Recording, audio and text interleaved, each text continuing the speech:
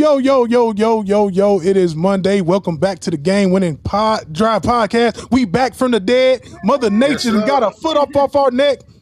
Mm-hmm. And I'm here with y'all favorite people in the whole wide world. I got G Cozy, right. CEO, Liz, and Jay Hollis. Haven't y'all missed us? I missed us. I missed this. Like, we physically weren't able to bring the show to you guys for the last 2 weeks, thanks to Doritos or whatever her name is with this weather. Retro and Mother Nature been putting belt to ass out here. Supreme belt. The comment section is up and at it for y'all to have at it, and we ain't even gonna waste no more of y'all time. You already know. Hold on, where the banner at? Because where the banner at? Usually it takes us to out of bounds segment that we do. Right. All right, us. Yeah. Come on, it is. Like, share, subscribe, please. We need y'all to follow directions. We back from the dead. And with that being said, being back from the dead, we getting right into it. Because, football season is here, y'all. Football season is back from the dead. We were even treated to one of the best preseason games I've seen in years. That has to be the greatest. Hey, but that boy Carson Beck look good, bro. Carson Beck look good. My man Haynes King. You sure he ain't black? King? What kind of name is that? Haynes King. Hey, he cold. Haynes King, shout out to him, man. But that was a treat for the Hall of Fame game, and y'all already know what time it is, man. College football here, NFL here. We finna turn up. And don't forget, we will be moving to Tuesdays for you suckers who don't want to miss Monday Night Football. Starting in September. So y'all already know what time it is. But Jay, suckers. Hey, you know it, bro. So, hey, Jay, you know what time it is, man? Yes, and we got some new tunes for y'all this week.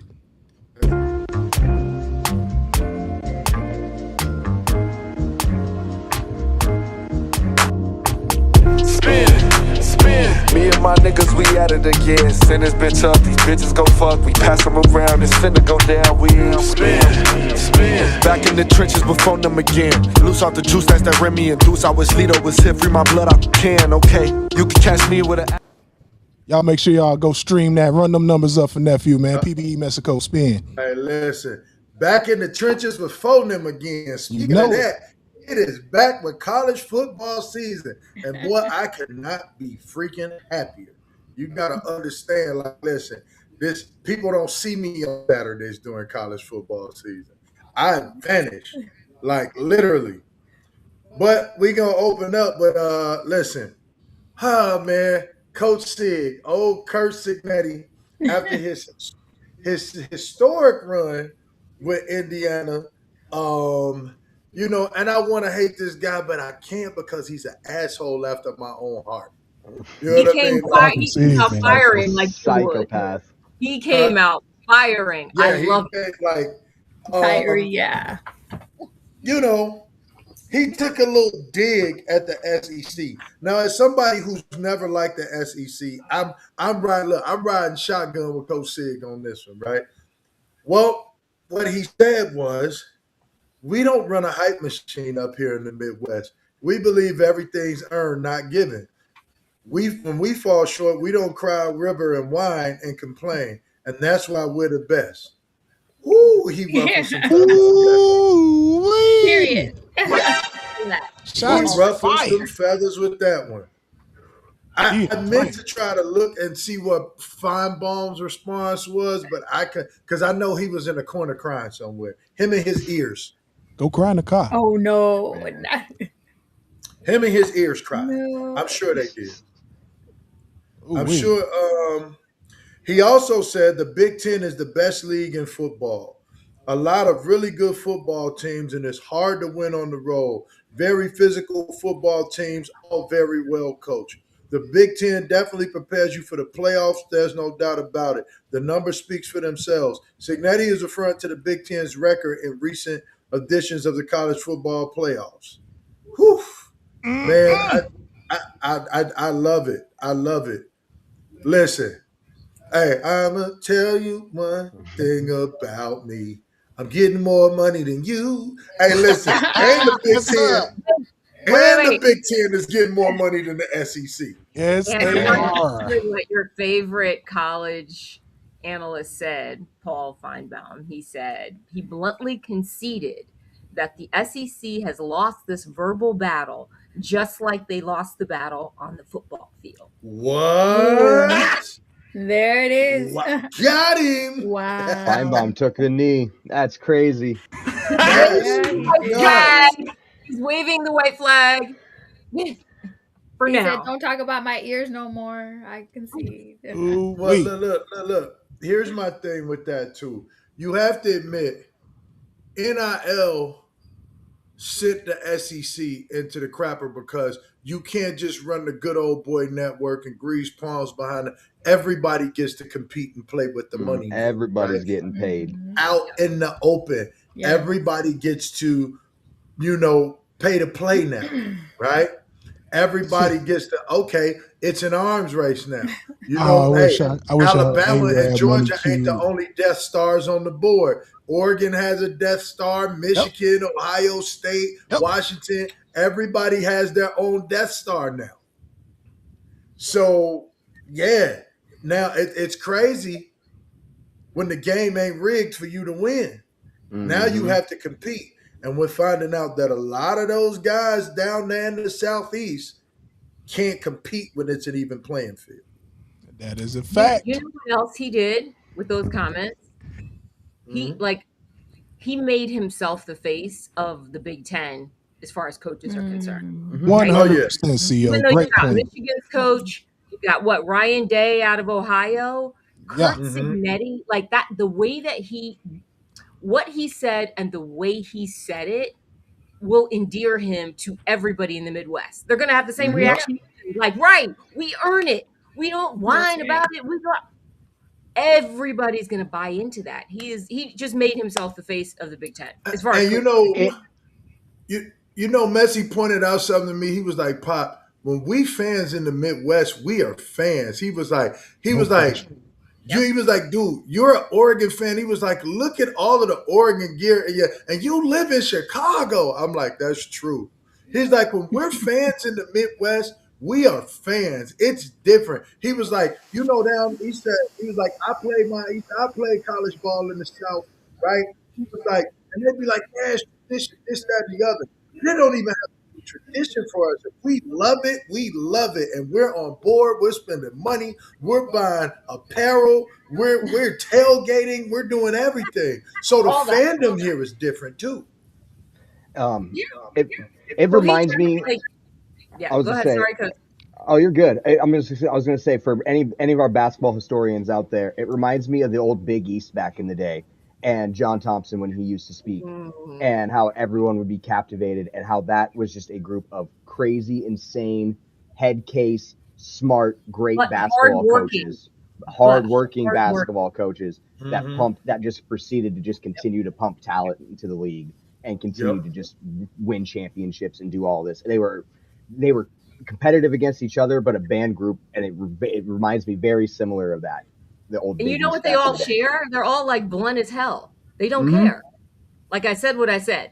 No. Yeah, and to CEO's point of how he's going to be endearing to the Midwest. We're also like very blue collar, very like a lot of farms, so very people that actually do a lot of hard work. And, absolutely. 100%. Right. So people that don't even like Indiana, they're going to love him.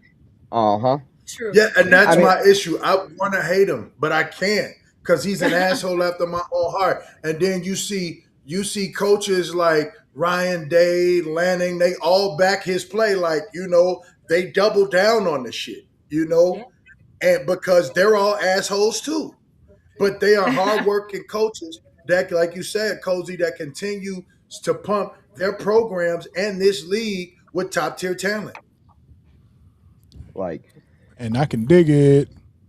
Okay. I love it being in Big Ten country. Oh no, I love it, man. Like Kirk Signetti, he's always been a tone setter, and he definitely set the tone, man. They're gonna be gunning for the Big Ten, and put the target on the back. Go get the money. Let's do it. I love it. Go get the money. Go get the money. I love it. So, keeping with that, right? Just in time. You know what I mean?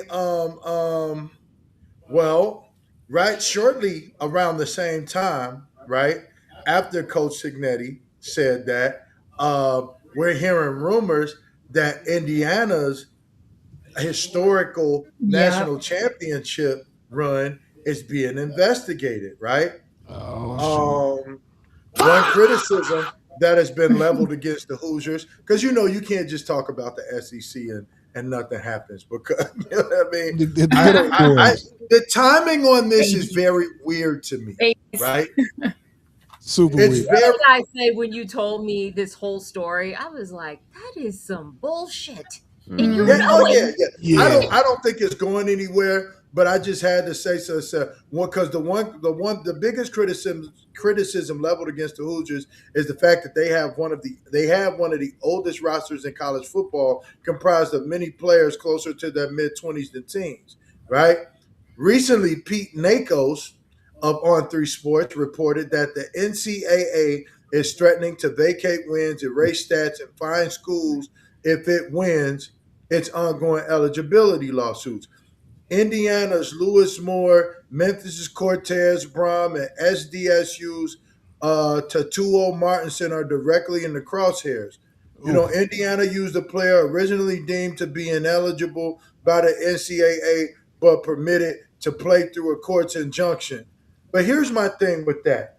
This is just pettiness for me. It This is is. Really? pettiness for me, because you notice how none of these guys that they're targeting are SEC guys, right? Mm-hmm. So, and a lot of those SEC guys sit on the NCAA board, right?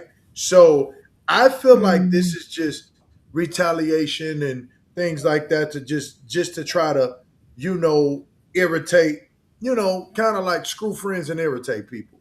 Oh, if we can't beat you, we're gonna Throw, just throw a little dirt on his irritate you. name.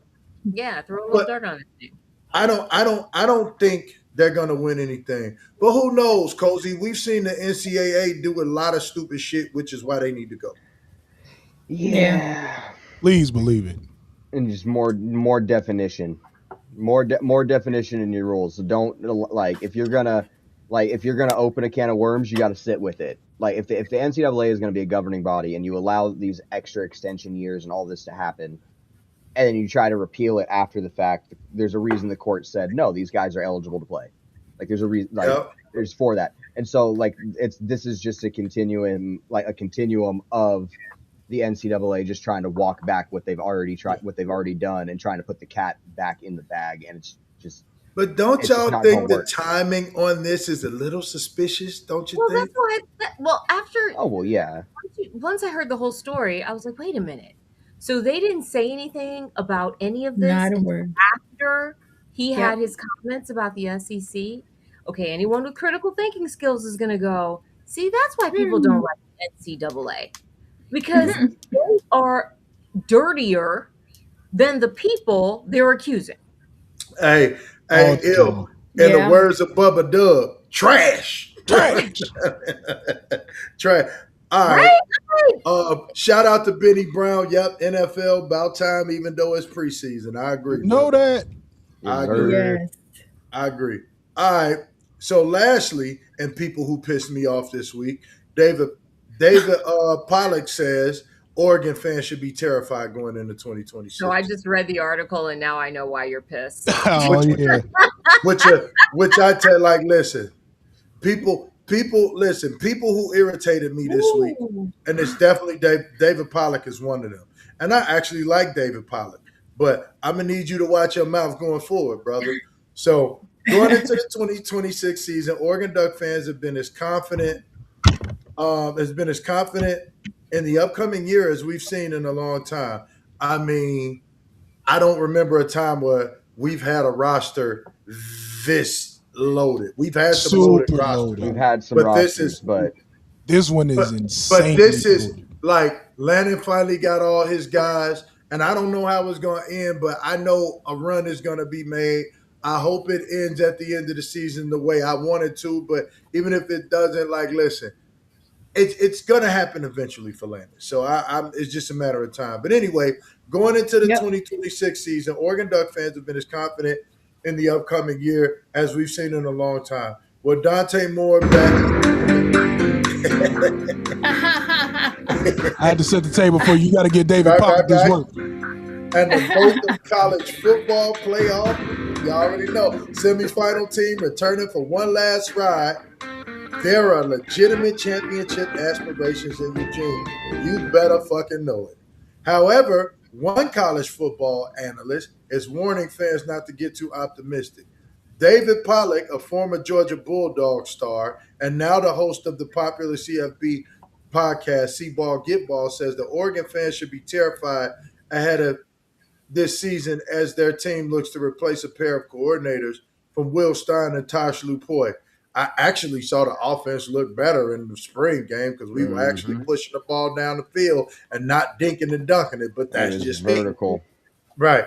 I'm replacing elite coordinators, Pollack said on the show. Will Stein, offensive genius. He's going to show you at Kentucky that it's going to be hard and it's going to be difficult, but he's going to be a pain in people's butt.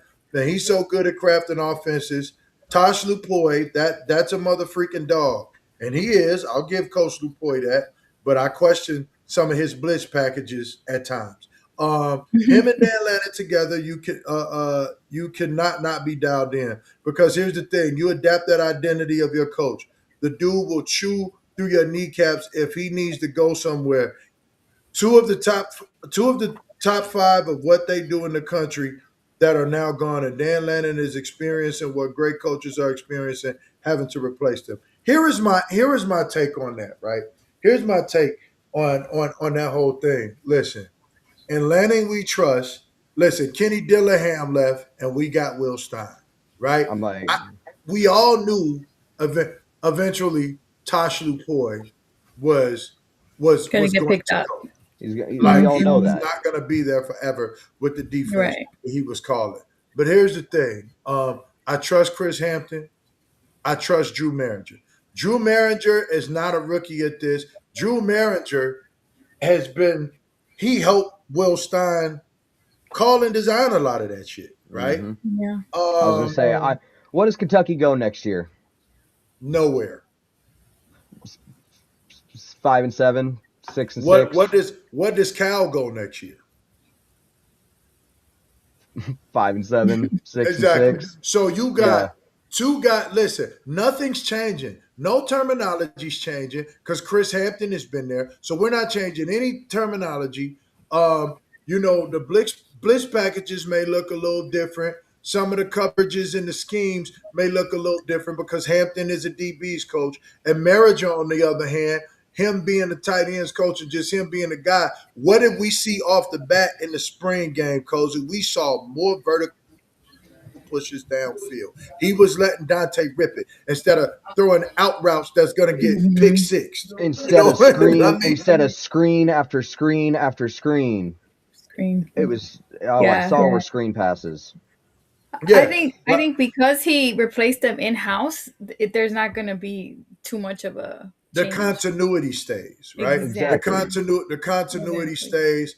Listen, the whole defensive line is back. Listen, Dante Moore is back more season. You got Evan Stewart on one end. You got Jacorian Moore on the other. And nobody's even talking about Iverson Hooks in the slot, right? Dog. I'm just talking loaded. Since Elite Terry showed up, the offensive line has been solid. They took a minute to gel in the Dylan Gabriel year, but once they gelled after those first couple games, they were good, right? So my thing is, there's been nothing to make me worry like Chris Hampton isn't going to deliver. Listen, you got to remember, Chris Hampton also produced Brandon Finney and Ife Obidegu as true freshmen last year, two of the top cornerbacks in the league last year. True freshmen balled out. Brandon Finney was in all the top discussions, and Ife Obidegu had a quiet, monstrous year. He almost had a Montez Sweat year, quiet but deadly year, because everybody was so focused on Brandon Finney. And we lost Dylan Thieneman, but I got complete faith in Coy Parrish, right? After Absolutely. watching his tape, he's actually a more athletic version of Dylan Thieneman, I think. The thing So that I just don't understand why it's like the idea of like being terrified by what is there to be necessarily terrified by? We got a player that is ranked preseason third in the Heisman rankings, and I personally think that's too low. Like right. so, what?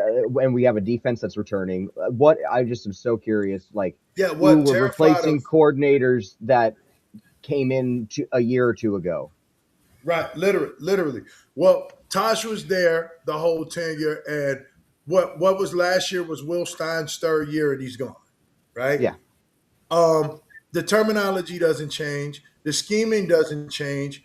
The only thing now is the offense gets more aggressive, and the defense can't get more aggressive because it was already aggressive as hell. I think now the we have coverage, better coverage. the back end's gonna cover up exactly. And I see you guys. Ain't no White Sox cap getting put on. No, sir. Nah, man. No, Nah, sir. no. And Boo. and Hits.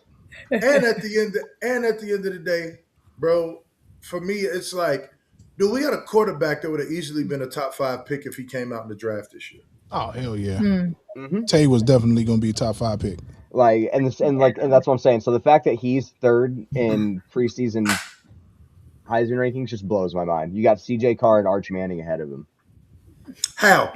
I don't listen. Wow. I got Buddy at Indiana having a better year than Arch Manning this year. Yeah, you got Hoover. Ooh, Josh Hoover. Huh? Josh Hoover's gonna have a bad, and I'm not saying Arch Manning is gonna have a bad year. I expect him to be leaps and bounds better than he was last year. But I expect Josh Hoover to have a better year than Arch Manning. The betting odds crack me up because I'm just like, off what body of work are you placing the Arch Manning? That's exactly what I was Like, thinking up right there. now. With How what much body are of They're work? betting it on the name, Gav. It's all With name. what Like, body of work are you putting C.J. Carr up there? That's a good one. That's a good one. That is a good one. Like, why? The Why? fact I would that be more okay if I saw Julian Sayin in front of him just because But bro, of listen, that's what I was name about to in say. Ohio State. The But way like, that Julian Sayin and Dante Moore are being downplayed for these guys who haven't they haven't proven anything. And Julian Sayin and Dante Moore have proved everything. they've done way more on the field than either one of them. So I'm very curious. So it's interesting. It's the Manning name, and it's like That's you for talking about sure. Arch. Now I just watched all of the highlights of Peyton Manning's son. Dog. I'm like, let's remember this is this is the son that comes from the loins of the one brother that didn't go to the elite. That did Like, go, Yeah. right. That is correct. And he was a receiver. Now he wasn't even a quarterback, wasn't he? Or something? Yep. He wasn't a quarterback. He was a receiver. he was a receiver. Yeah. So the whole be terrified thing just kind of irritated me, bro. Yeah, terrified And you is know, crazy. I think pessimistic could be a word, just because I mean I love my Ducks. I love my Ducks so much. But what are we famous I know for? what you're about to say, but don't let's not do that. Let's not be negative Nancy's. No, and so like I can understand that maybe being in the article, but terrified. Negative Terrified is Nancy. crazy. There's such thing as halfway crooks. Bro, listen. Like, I'm gonna be real with you, Gav, and this is me, right? And we'll expound on this late as we get more back into the Gang Green plot, right? Uh-huh. But I haven't been this excited since Mariota's junior year, right?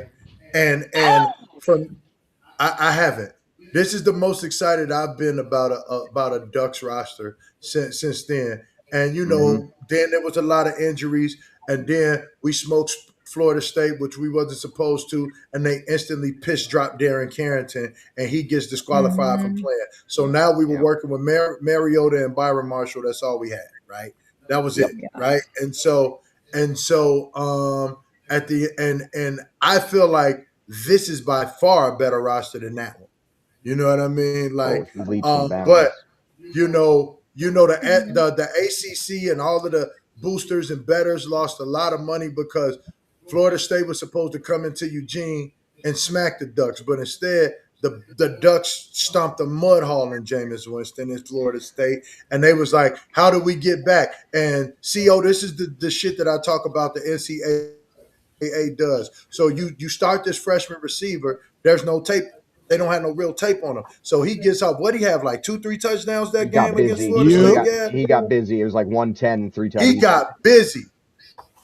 The day after that game, CO, the NCAA like, hey, we want to pitch drop you, and he tested positive for marijuana. Right?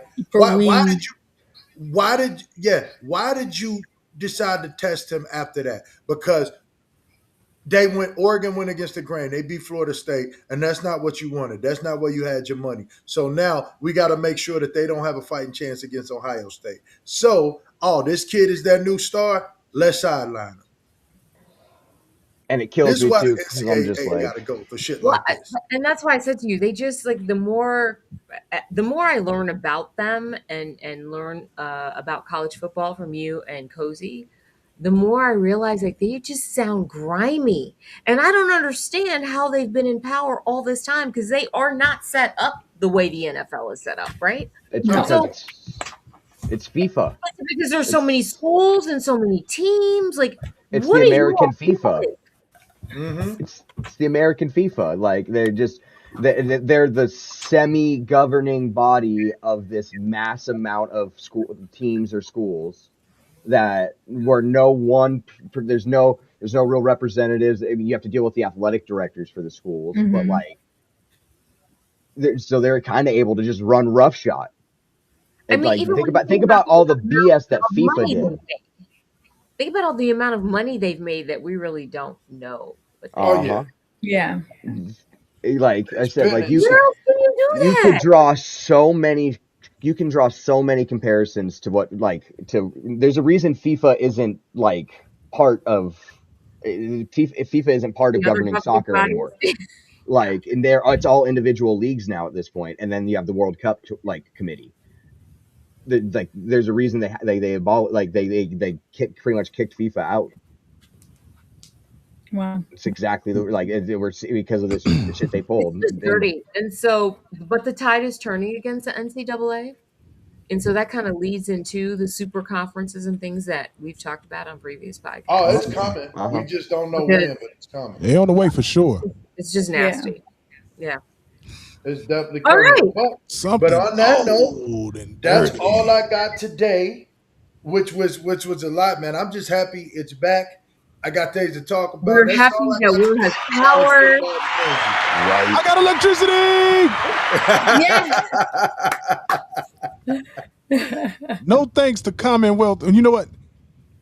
I have to give a special shout out to all of the different crews from the neighboring states that came up and helped reestablish power, because if it was up to just the ComEd crews, I'd probably still be without power. Bro, it was 250,000 people in y'all area without power.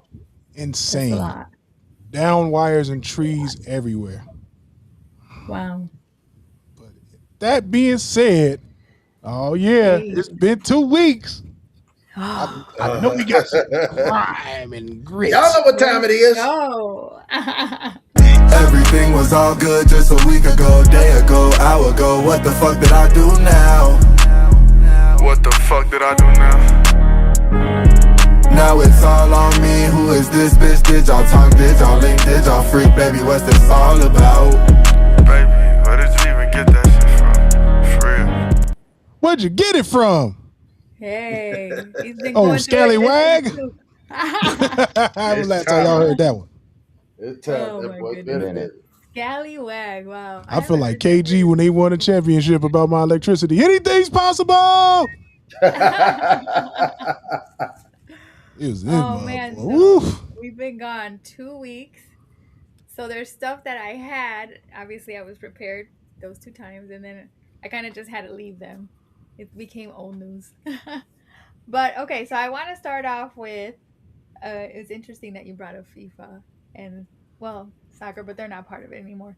So right after or during that time, there was a hashtag going around, and it was hashtag worth the cost.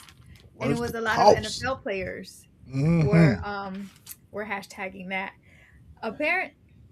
Apparently, because the U.S. hosted a lot of the World Cup games, 11 stadiums changed from football stadiums, I should say, changed from turf to grass. And so the players like, great, leave it grass. It's better for us. It's less injuries, Way blah less blah. injuries.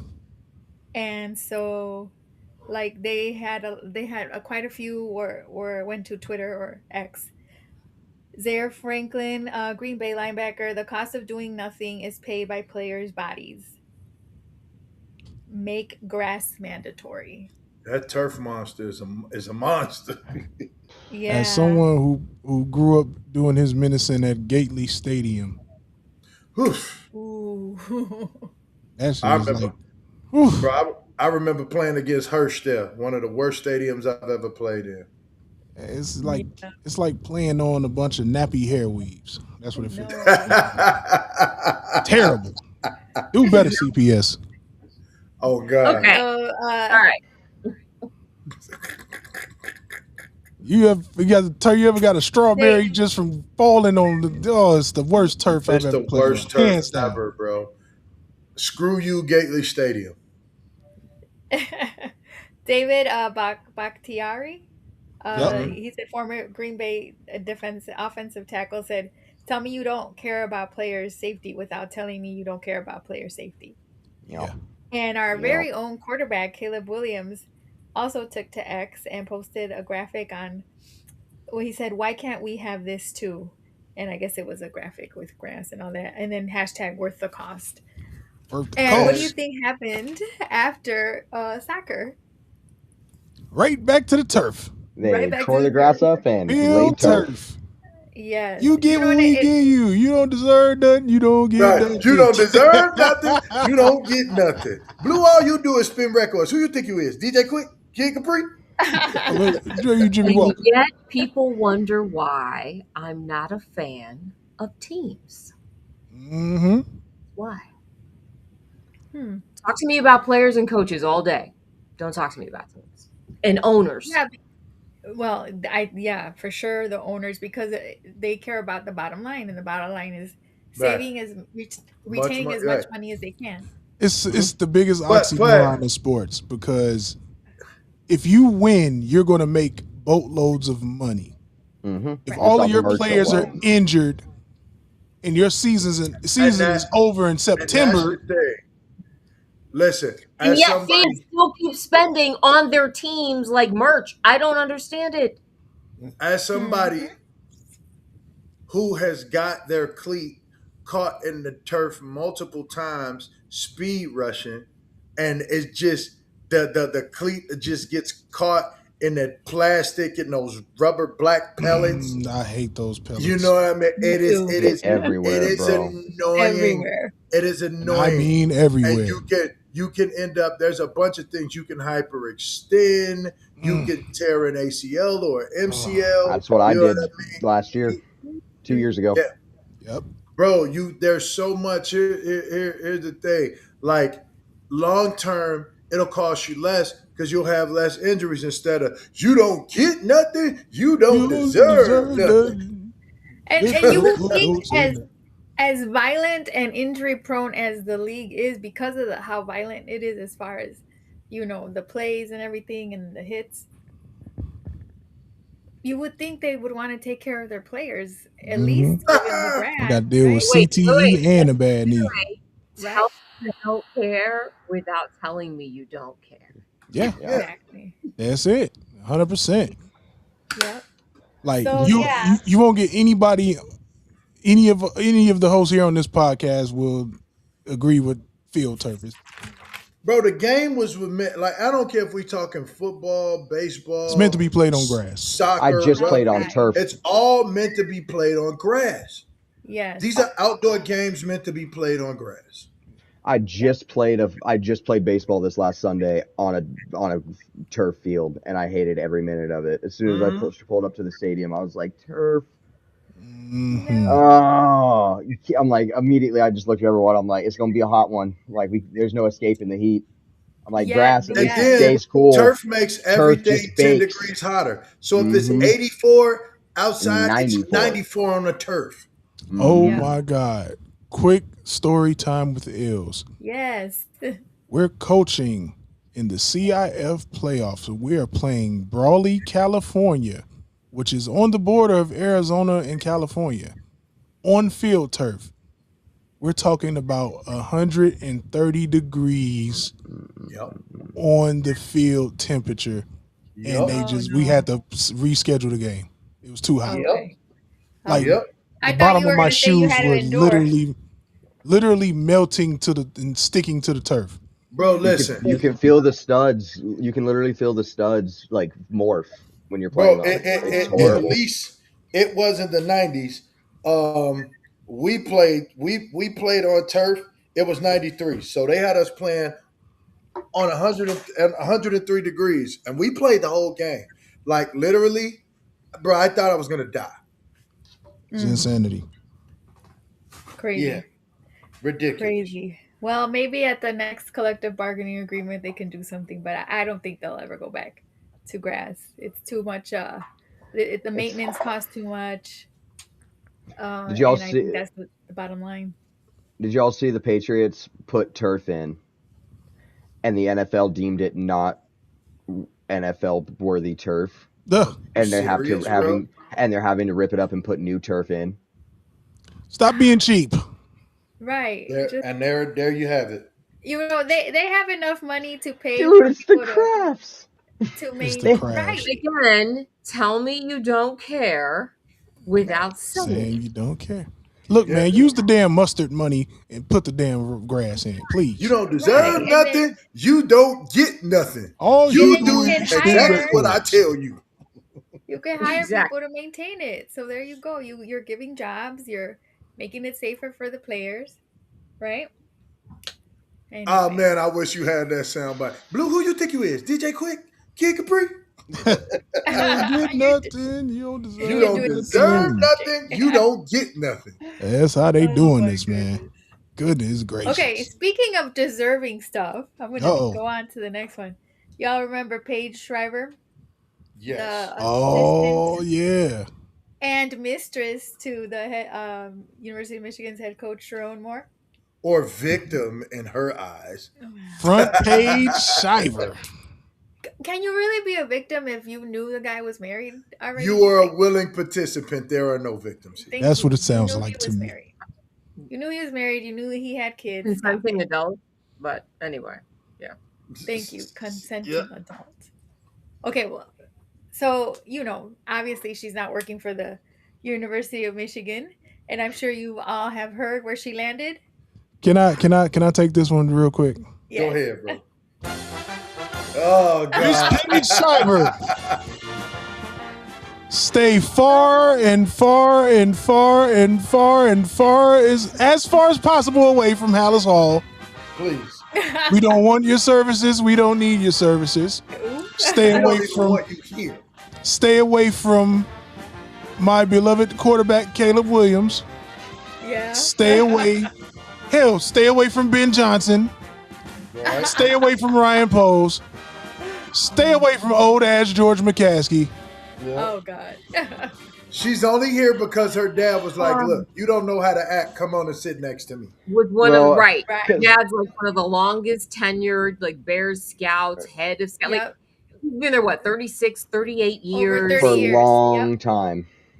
So that No, means no, I know a no. whole lot 80s. about this organization, and I'm going to need a favor. Hell yeah. Who's gonna hire her? And My you're gonna thing come is- sit your ass down and behave. That's So it. when I first heard about this, That's the someone part had you've said, got to do, though. Yeah. someone had said, Paige Shriver is gonna have Caleb's baby. Oh That's God. what he's going for, and I was like, no. Paige Shiver, you will not be having Caleb Williams' baby. You will not be painting Caleb Williams' fingernails. You will not be doing anything of the sort. So I think they are gonna keep her away from Hallis Hall because her role with the Bears is in community engagement and special projects. As long as the special projects Yeah, are it's a whole players lot of and nothing. coaches, Yeah. we're good. That's go draw pictures. That's my dad needed a favor and he called it in. Yeah, exactly. We're going to pay you. Shut up. Stay out of the way. And be quiet. So obviously nepotism comes into play. So how do you guys feel about nepotism? Which I'm never mad at. It's all fine and dandy. But you stay away from light-skinned Jesus Caleb Williams. I was going to say, nepotism is amazing when it works for you. Like, that's the easiest way to put it. Like, I am pro nepotism. Like, listen. Thing is, when it works for you, it is great. And this is one of those instances where she needed it, and her dad's like, "Hey, come sit your goofy ass down and shut up." I was just about to ask, what do you think her dad told her? I think that's all I sounded just like that. Shut up. Say it one more time for the people in the back, Jay. Shut your goof ass. Sit your goof ass down and shut up. I think it sounded just like that, Liz. Because I'm just like, what do you think goes through his mind or his head when he gets the call? Like that she like that like either from her that this happened, or like from somebody else of like, or like when he sees it, or like when like no. I figure he's not internet based. Right. I have a better question before we even get to that. When she first called her dad and told him what happened, did she tell him the real story?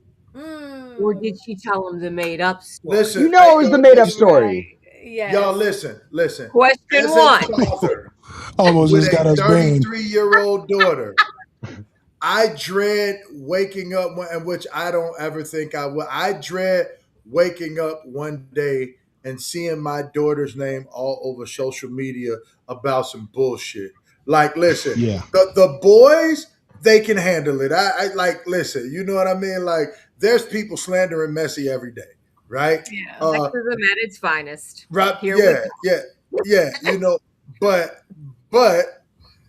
my daughter, that's my baby. You know what I mean? That's what I'm saying. I don't care. Look, my daughter's about to turn 33. That's still my baby. Yep. Right? Of course. So I dread. Shout out to Erica. Yeah.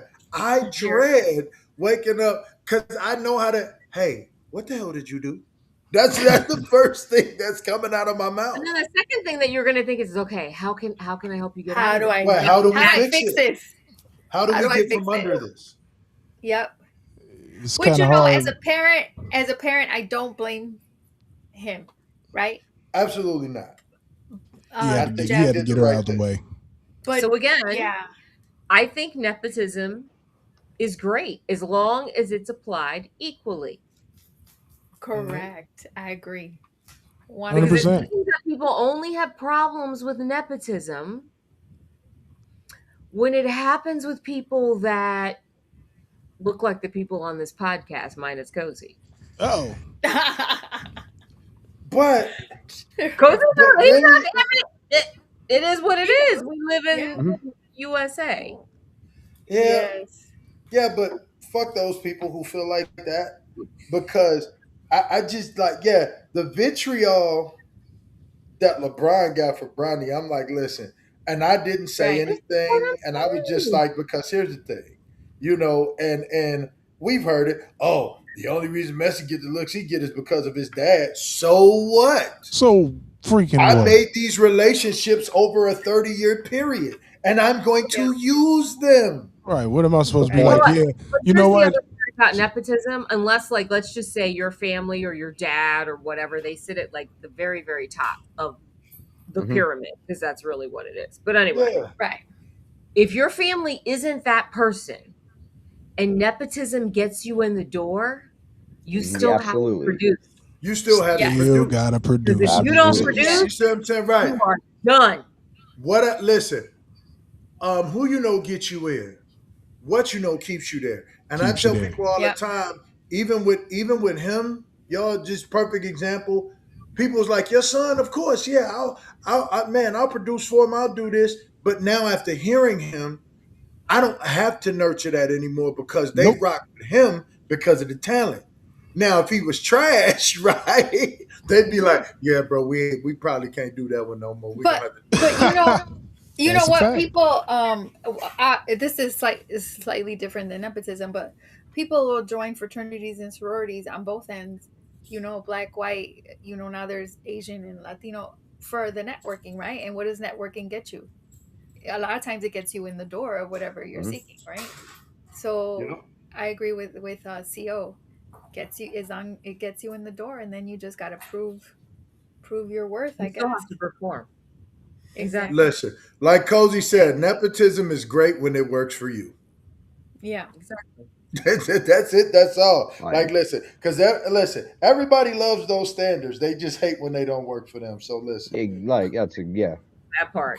kudos to Exactly. her dad for being able to pull those strings because I would have did the same thing. I don't see anything wrong with it at all. But that also tells you what type of, I guess, employee or, he's been with the organization, right? Yeah. Obviously, For him to say, hey, I need a favor, that lets you know that he's solid. And which he probably had to have that talk with her, like, listen, you're the talk that all parents have had as don't embarrass me.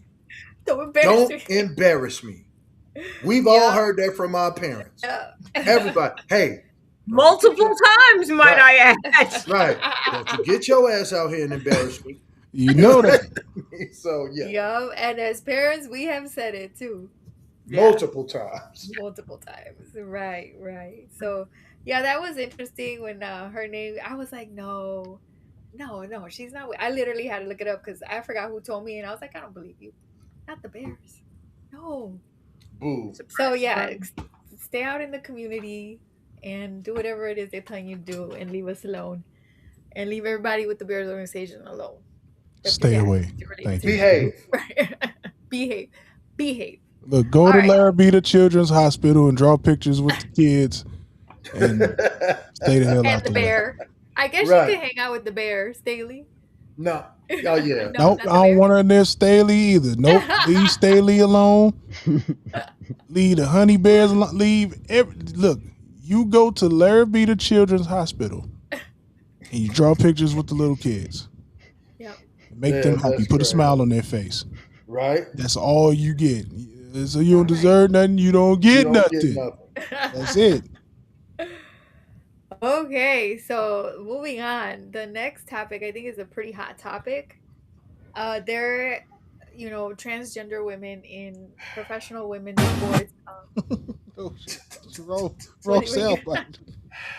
Do you have a sound bite? Yeah. So it's very interesting. Yeah. And I think it stems from the WNBA. They have an article in their collective bargaining agreement, Article 13.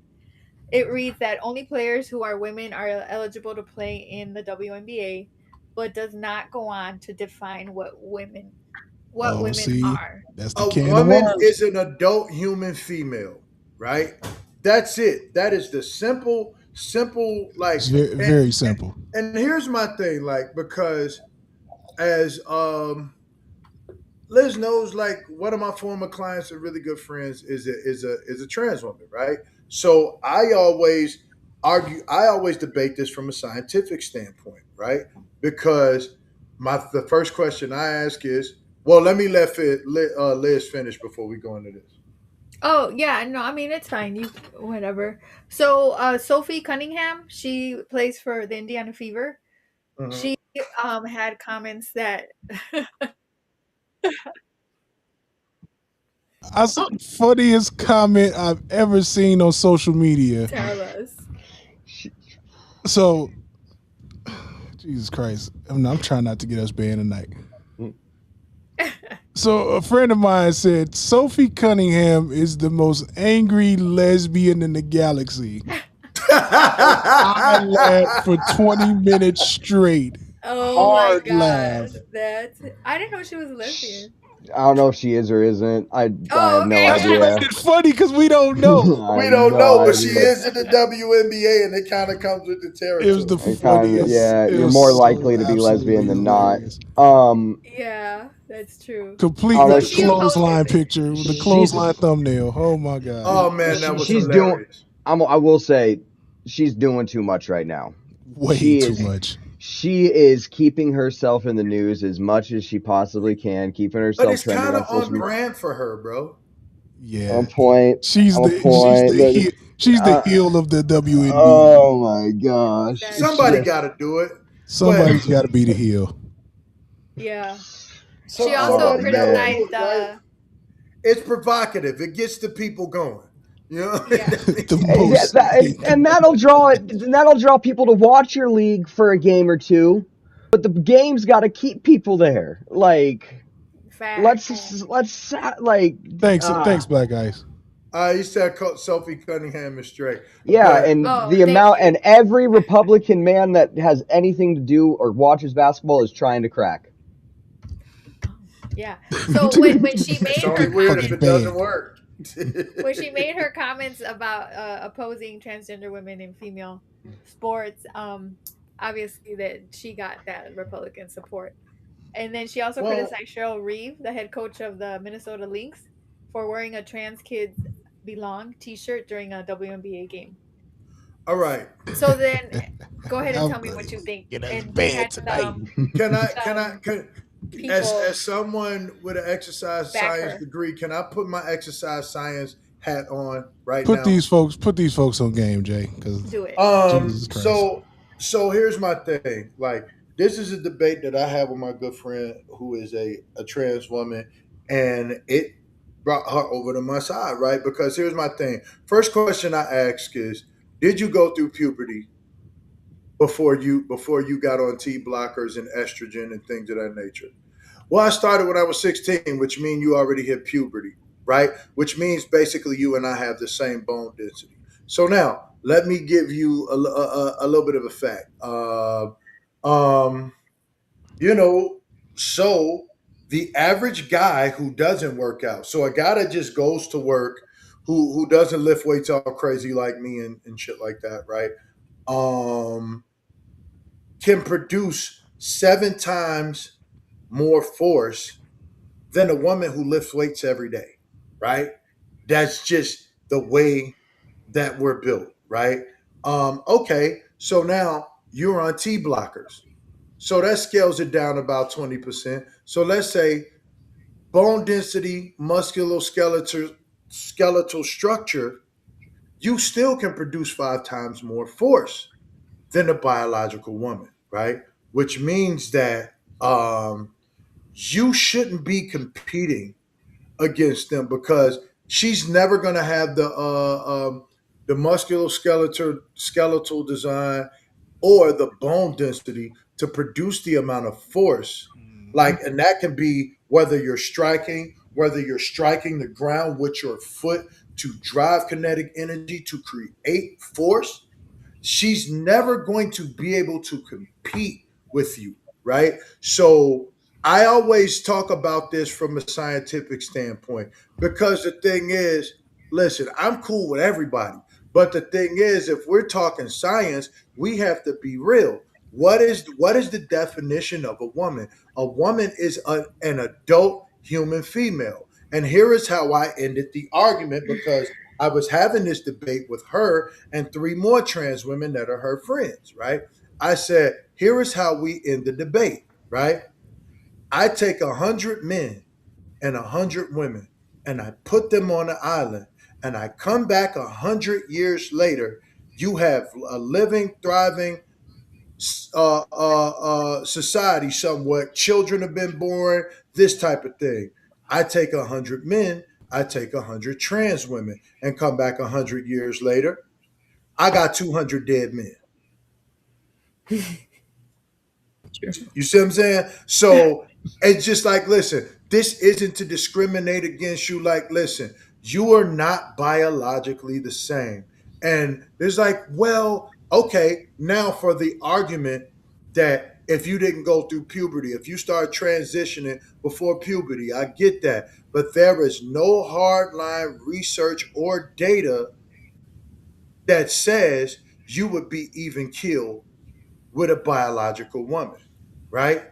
So even then, the research isn't there for you to just begin shoving people into that, and then you have to look at it. And I'm a person that hates the word misogyny and misogynoir and all of that, but it has to be the ultimate misogyny And it's ironic as hell that you made you made the drapes match how the inside of the house feels. For I'm all sure. for that. I want everybody to be happy, right?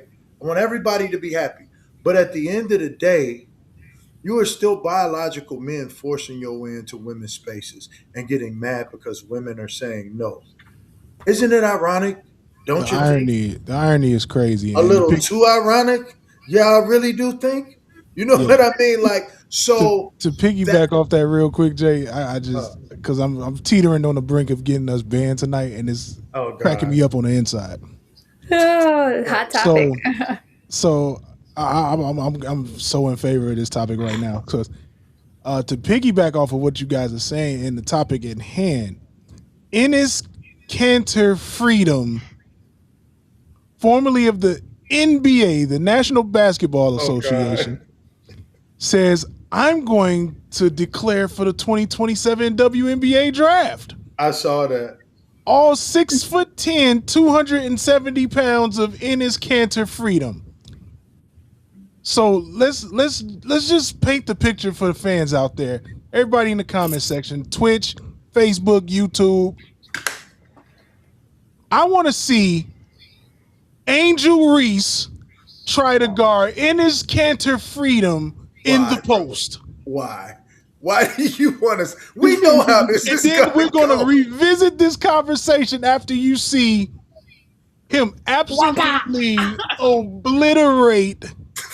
Angel. I'm talking makeup all over the backboard. Speaking of another professional or ex NBA player, Royce White. Royce White. Royce, yeah. Scared to board an airplane, but not scared to hoop with a wing. Let's just put it down. So he used sarcasm. I loved his sarcasm. He said, I'm transgender. I identify as sometimes identifying as a woman for purposes of professional basketball. So I will be declaring for the WNBA draft in 2027 as well. Now, listen. Forces of nature, the WNBA. And I say this as somebody with, like I said, transgender friends, right? Because I always tell them, I want y'all to shine. I want y'all to be great. I want y'all to be. But the thing is, how much do we have to participate in your self-image? Listen, you exist, you live, you thrive, you do all of this. How many people do you have to drag into your self-image? Shout out Jerome Jordan. Yes, sir, man. Sir. Hey. Back for the dead, baby. Yeah. Bro, listen. I want you to live, thrive, work, pay taxes, love, be loved, live a great life. But how responsible are the rest of us for participating in your self-image, and at what cost? Exactly. Because the day I see LeBron James freight train down the lane, stop, bro, and Brittany Griner tries to block that shot and dislocates a collarbone. Can you even dislocate a collarbone? Cozy, I'm interested in your take on this. Come on, Cozy, man. I got multiple, and I'm gonna keep a lot of them tucked. But what I will say is that what's happening here is they're trying to force the issue, and they're doing it in a way that comes across so shittily. Because it seems I like that word. Is that a word? It's a word tonight. It is now. It's like it comes across so shittily because it just seems like you're poking fun. Like, it doesn't seem like obviously everyone knows you're not being serious. Everyone knows nobody in the WNBA, as far as a general manager or team owner, is going to draft either one of these. I got questions about Brittany too.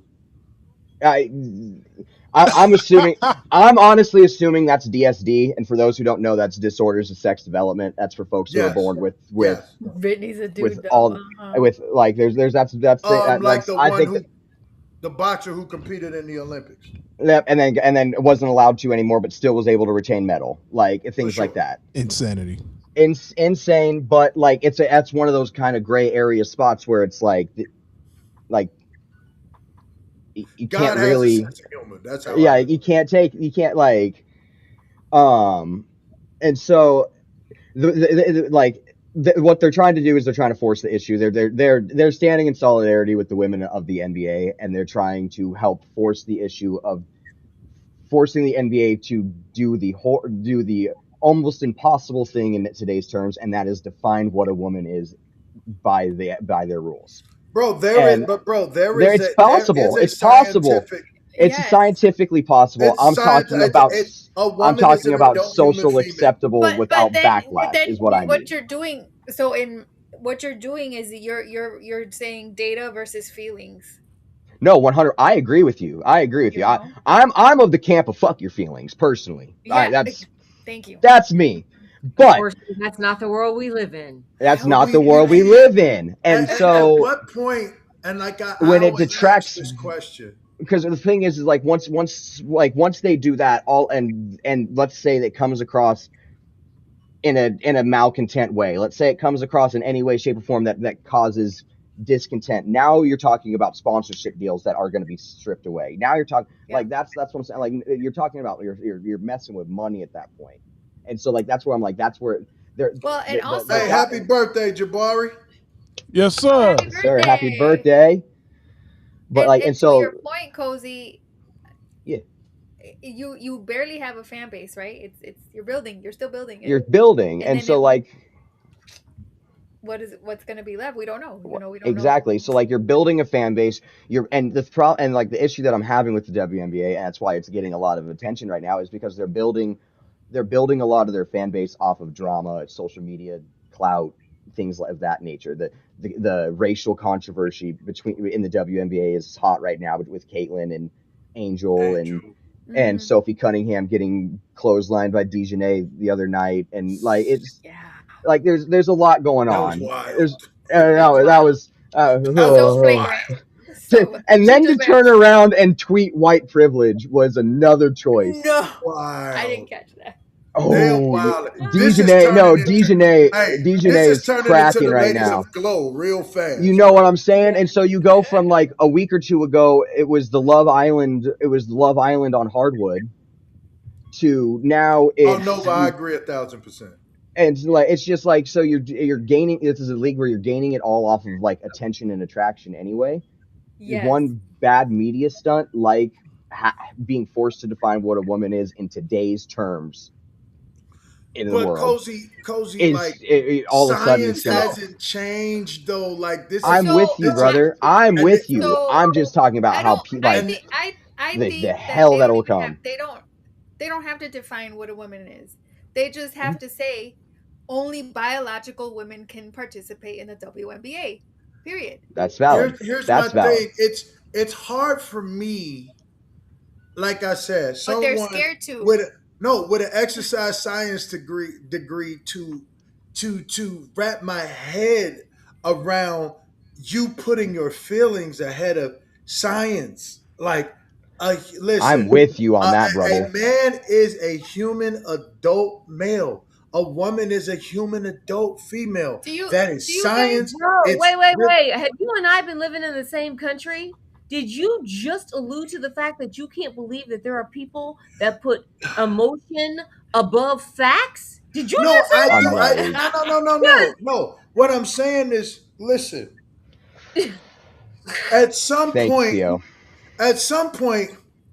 we gotta smack the cards on the table and call Uno. Right? It's enough. You know what I mean? Like, it's like, listen, we've given you this, but come on. Hey, in the words of Boosie, come on, man. I'm just saying. Come right on, now, man. We live in like a complete fantasy world. Like, there are those of us who still believe in facts. Listen, if you were born Brian and you want to be Brianna and you went and got a BBL and boobs and SRS, I have no problem calling you Brianna, addressing you as Brianna, treating you as Brianna. But where I draw the line is putting you on a basketball court with my daughter. No. No. Exactly. So I feel you. I'm just saying that that's how we got here. Yep. is Yeah. because we actually yeah. let people 100%. who don't believe in facts have a microphone. And so That's the first part where we went wrong. That's why we exist here at the Game Winner And that Drive is why we podcast. are here. Exactly. And so Look, go right. So To I'm say, like, hey, cut it out. exactly. Go but ahead, like Cozy. going back to what I was saying, I was like, can we just approach this subject, like this topic, when it gets there, like when a trans athlete actually declares for the draft? Okay. Like my thing is Ennis Then Cantor. we My can thing is do Ennis when they Freedom declare and for football. what's 'Cause that? that's what- You said, For football, oh. girl, no, they're not gonna do that for football. No, but I'm just like, my thing is like obviously Ennis and Nova Pride. Mike or Ennis and obviously these two guys who declared for the draft, or women if they are so choosing to be defined as, like, obviously they're poking fun at the situation and they're trying to push the agenda. Like that's where I have an issue. I'm like, let's cross this bridge when an actual trans athlete coming out of college declares Nova for the said, draft. "Nah, bro, let this play out. Let LeBron get 5 more years of basketball in the WNBA." Well, oh my god. So even Stephen A. Smith also chimed in, and he backed Sophie Cunningham as well. He said, allowing transgender women to compete against biological women is unfair. Well, here's my thing: if no trans women have tried to get into WNBA, then what the hell are we talking about? Well, I think okay. So here's what I think on that. There are some colleges that do let trans women play. Yeah, I've seen that with the 56-year-old dude that was hooping with the chicks. Right, was crazy. The 56-year-old dude that was hooping. I forgot what group. That was wild. I mean, dog, what are we doing out here in the world? Right. So I think it's wise for them to prepare themselves for this. And that's why I say you don't have to define what a woman is. You just have to flat out say you have to be a biological woman to play. But Liz, that's the problem. Everybody's afraid They're not to going say to. anything. Everyone's scared. No, 100%. I'm actually scared right now because I work in education. Yeah, you got to be careful. Like I always tell people, good luck getting me to fire me. So right. So that not only like there's some high schools that obviously are allowing that, but there's also been pushback, and I think the latest in July I just read right before we came on was the World Women's Tennis Association. They just started you have to take a test now to actually prove that you're a testosterone level test is what it is, because they also are trying to get away because they're also trying to starting to get to where they're disallowing folks with DSD to compete. Yeah, see, but I don't. As well. And that's a little different, right? It gets tricky there because, you see what I'm saying? I mean, I get it, but damn, like.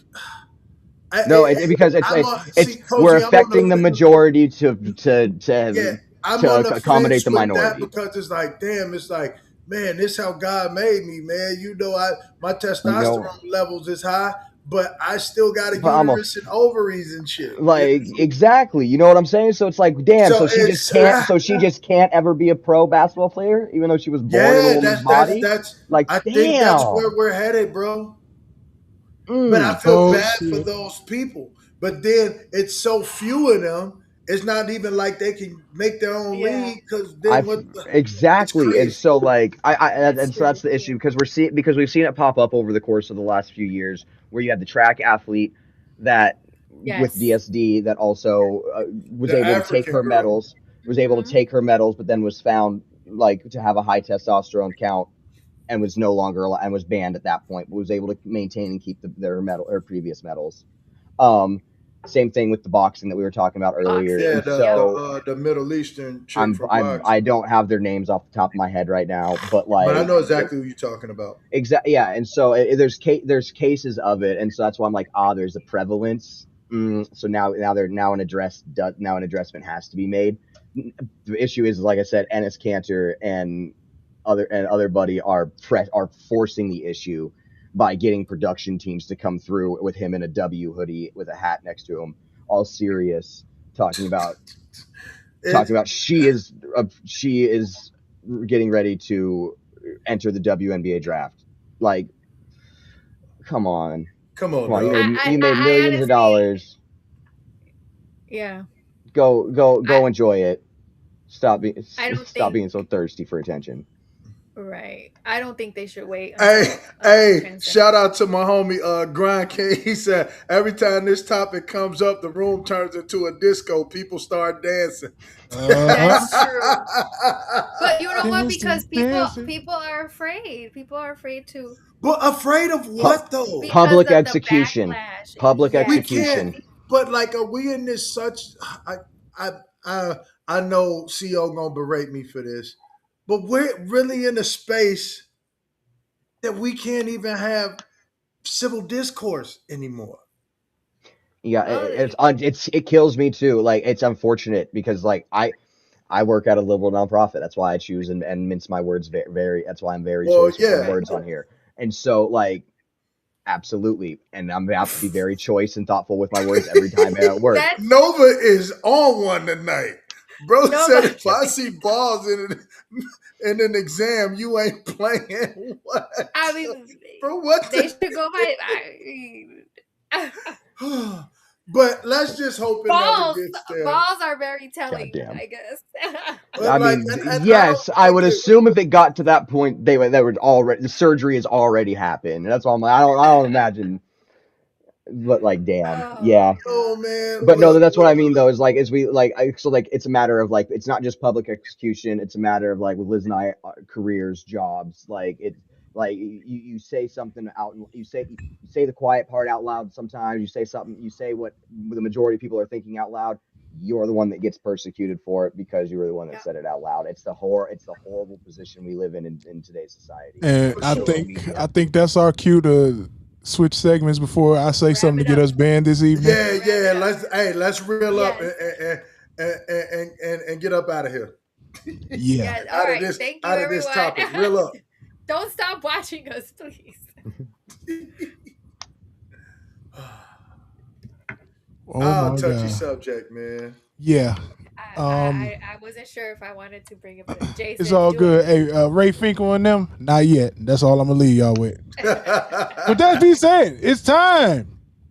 Yes. Football is back. Yes. Let's go. I don't think they can handle the smoke. Undefeated, my daddy was folks. We was 16 handling coke. I cannot name a man I ain't poke. We skied up trying to turn off the ghost. If you hop in this van, then I choke. Put a bitch on him, he get back though. Told her text him to turn on his low. We been out since 1 in the morning, lurking, looking for the ops. It's finna be foe. I'm from the pole, where it get cold, nigga. So I keep a gun in my coat. Yes, sir. Football. Yup.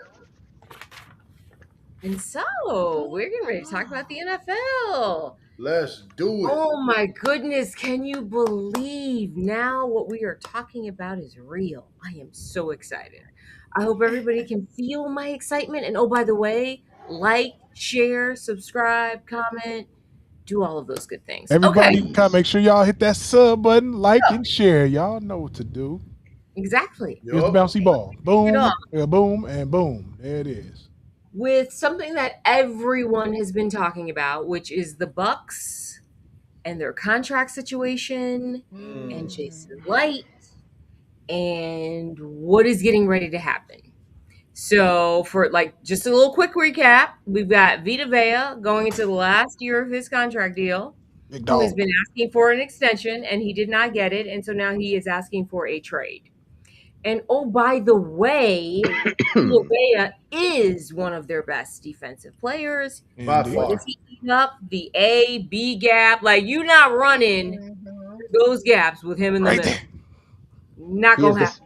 He is the second. He is the second best defensive lineman in their history, besides Warren Sapp. Period. He is a very large Samoan, terrifying guy. He's a very big man. And what? And not only is he big, he's strong. Right, and nimble. He just eats up those gaps. So we got Vita Vea, not happy. And oh, by the way, his agent actually came out and said, I do not see this getting resolved without him being traded. So we have that.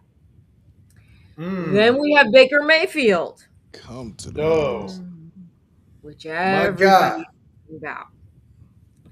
And all of us love Baker. Yes. I love Baker. It's his will. It's like his can do, all of that. So we love that shit. So he had laid down the line like, hey, if I don't have my extension in place by the beginning of training camp, then we're done. I'm not talking anymore. Yeah, he did say I'm not that. negotiating. For the rest of the season, yep. For the rest of the season, I'm just going to play this shit out and see what happens. And I'm out. And Which so I this think might- is a dope stance to take. I think it's a really dope stance to take. Yeah. No distractions. Let's ball out, and then Let's if ball. I kill, Let me go out here with my brothers and get busy, and we'll see where the chips fall. So on one hand, we have Baker, who has laid down this very hard deadline. And so now we're into training camp, so there will be no more conversations. Completely. And then we have Jason Light, who up until this point has actually managed the Buccaneers fairly well. He's getting a lot of flack right now for how he's handled the Vita Vea and Baker Mayfield contract situations. So I'm gonna start with Cozy. I'm gonna ask you, what do you think about how he's handled this? Oh, I personally think that this is a guy who is just he thinks he's playing chess when everyone else is playing checkers, when in reality he's playing like backgammon. Like he's not even playing in the same game. He's like, what are you doing? You got your two best players in your franchise outside of in your franchise's immediate 10-year history outside of Tom Brady and Gronk. What are we talking about here? Yeah. Like why are we playing hardball with these guys? Like at this point it's showing the fact that like, oh, you think anybody and everybody is replaceable? Like, yeah, that's how you end up with a squad of He's gonna find out how real replaceable quick. he is. I'm about to say he's playing the too smart role, and his time's gonna tick real quick. And he's made some great draft picks. I want to give him that, like between Bucky Irving and Emeka Ibuka, like he's made some crazy great draft picks. But he's also playing dumb as hell on the contract side of things. Facts. Bill, what is are he you trying think? to save money? In the words of this will be short. You're gonna be able to move on from me very fast. In the words of the great Dave Chappelle, fucking pay him. That's it. Is he trying to save? Is he trying to save money, Mr. Light? Light in the wallet. Pay the motherfucker. Right. Right. I mean, I think Jabari. he's shooting himself in the foot, to be honest. Jay? I'm gonna say this. With you, Jabari. Winning solves everything. Oh yeah. Don't win without Baker Mayfield. Vita Vea is already gone. That shit was said. You don't win without Baker is your anchor, right? And he wants to be there. Pay that man. Right. The end. Okay, I have a slightly different take. Okay. Wow, what a surprise, right? Okay, so I have a slightly different take. Now, I do think he mishandled the Vita Vea's contract situation. He should have handled that completely differently. And not just from a production standpoint, but because Vita Vea is a leader in the locker room. And he has been one of your guys. He is solid. And more importantly, he is still one of the best defensive tackles in the league. By far, it's not even close. Period. He's only 30. He's only 31. So he completely mishandled that situation. So Cozy and everybody else, I completely agree with you. So Baker Mayfield's a little bit different. And I'm going to tell you why. Okay, because my ears just perked up. From the team standpoint, I'm not talking about the player. Because guess what? Okay. Players should always get paid. They go out there every Sunday and they sacrifice their bodies. So I always believe that. But here's the thing about the team side, because there's a hard cap in the NFL. So check this out. I'm going to read you some stats before we talk. So in 2025, out of the top 15 quarterbacks with like the top 15 cap hits, only 4 made the playoffs. Over the 2 years ago, Baker's cap hit was $7 million. Last year it was $26 million, and this year it balloons to like 40. damn near $40 million. So Jason Light is sitting there going, okay, historically, oh my God, hold on. I got to read you some more stats. Historically, quarterbacks with large cap hits, they make the playoffs, but they do not win the Super Bowl.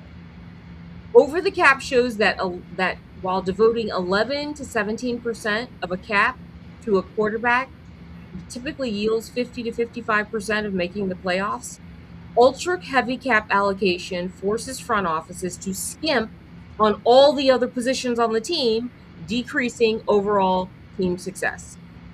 So, in the rare instances when one of the single highest paid quarterbacks makes the playoff, i.e., Eli Manning and Peyton Manning, 2016, 2012, they both lost their playoff game. So, if I'm the GM and I'm looking at the business side of things, do I really want to devote that much of my cap to a quarterback when, historically speaking, those teams don't do well in the playoffs? They don't win. They don't win the Super Bowl anyway. Yeah, fuck all that. Look. Wait a minute. I thought it was about winning. What are you saying? I got my piece. It is about winning. Wait a minute. But you're banking. Here's my problem with that. I have a problem with banking on what can be versus what you have already. Right? I have a huge issue with that. There's too much of that. People gambling that way and losing bigger than they would if they just went with. We're always looking down the road instead of what's in front of us, right? This is why marriages are failing. This is why God, we are not talking. This is why everything, because everybody's always looking. Yeah, I got this thing. Well, what's next? What about that over there? The grass, right? What about that? Listen. What's the bigger and better? What's the shinier thing over here? Yeah, listen. Here's what I think, though. I'm the team, though. I am not the player. Understand? I always think the player should get their money. I get it. And I always think that. You do that. There's a way to do both. And you go get some young hotshot, i.e. JJ McCarthy, and you fall into obscurity. No. What if I'm Jason Light? I'm going, hey, if Baker goes out and balls, here's my other question. I'm still playing my odds. Wait, hang on. I'm still playing my odds. Outside of Tampa Bay, what other team is signing Baker to a huge contract the quarterback? With the quarterback-rich draft that's getting ready to come out next year. Okay, wait. No, put a thumbtack in that, because put a thumbtack. Because that's where I'm going. I'm about to bust this argument's ass, right? Go ahead. Listen, you could end up with JJ McCarthy. Oh my God! But he sucks from the beginning. You could be in a draft. You could be in a draft with Elway and Marino and take Ryan Leaf. That is exactly. Or you can go with this guy that you know is a leader, has hella moxie, and is going to play his ass off for you, and he's going to put asses in seats and sell paraphernalia. Those fans love Baker. If I'm Jason Light, I'm asking myself, even if all that happens, what other team, even if he fucking goes and balls out this year, why are you caring about what other teams do? Worry about your damn self. No. Listen. Here's my thing. If I'm Jason Light, I'm still most likely going to be the team that pays him the most money. Mm-hmm. And the words of all the other teams who need a quarterback, they're going to freaking draft one next year. CO, listen. In the words of the great poet laureate Mystical, he may not be shit to you, it may not be none to you, but I'm the shit on this label. I'm supposed to get paid over here because of what I'm doing for you, right? I don't care what they're doing over there. I am the man over here. Pay but me. If I'm Jason Light, brought them out of the Bucks, I'm also looking at what's the likelihood. And that's the problem. This is how you end up with Deshaun Watson on the quarterback. $100 million extension. I offered him a 2-year, $100 million extension. And the reason he didn't take it is because that was the worst way to possibly do it. Because the reason why, if you're exactly right. If you're in that top 10, top 15, you have that lower percentage chance of making the playoffs and doing well in the playoffs. If you're in that top 15% of quarterbacks paid, right? Or not so much quarterbacks paid, but quarterbacks against the cap. There's a difference. Right. Because you can divert and move and shave money around. If you sign Baker to a 5-year extension worth however much money, you can start pushing money down the line. And then once he starts to hit his little bit of downcline, now you can give him a 1-2 year extension that's worth jack shit. And now you can divert that what was a ballooned contract for what was going to be a $90 million cap hit. You can divert that over the next 2 years to where it's only a 30 now, as opposed to the 50 you're going to have to give them the next 2 years. All I'm saying is everybody's like, oh, I'm like, whether I agree with his stance or not, I understand it. Yeah. And everybody's acting like they don't understand. Because here's the other crazy thing. For sure. Here's the other crazy thing. Looking at 2026, the top 15 quarterbacks with the biggest cap hits, right now, 12 of the 15 are projected to make the playoffs. Historically speaking, that is not going to happen. Yeah. Statistically speaking. Okay. This is that's not going to happen. What I will give you. Freaky Sean feeling on that. What I will give you, and what I Cozy, what are you gonna give? What I give you, and what I don't like for Baker in this situation is,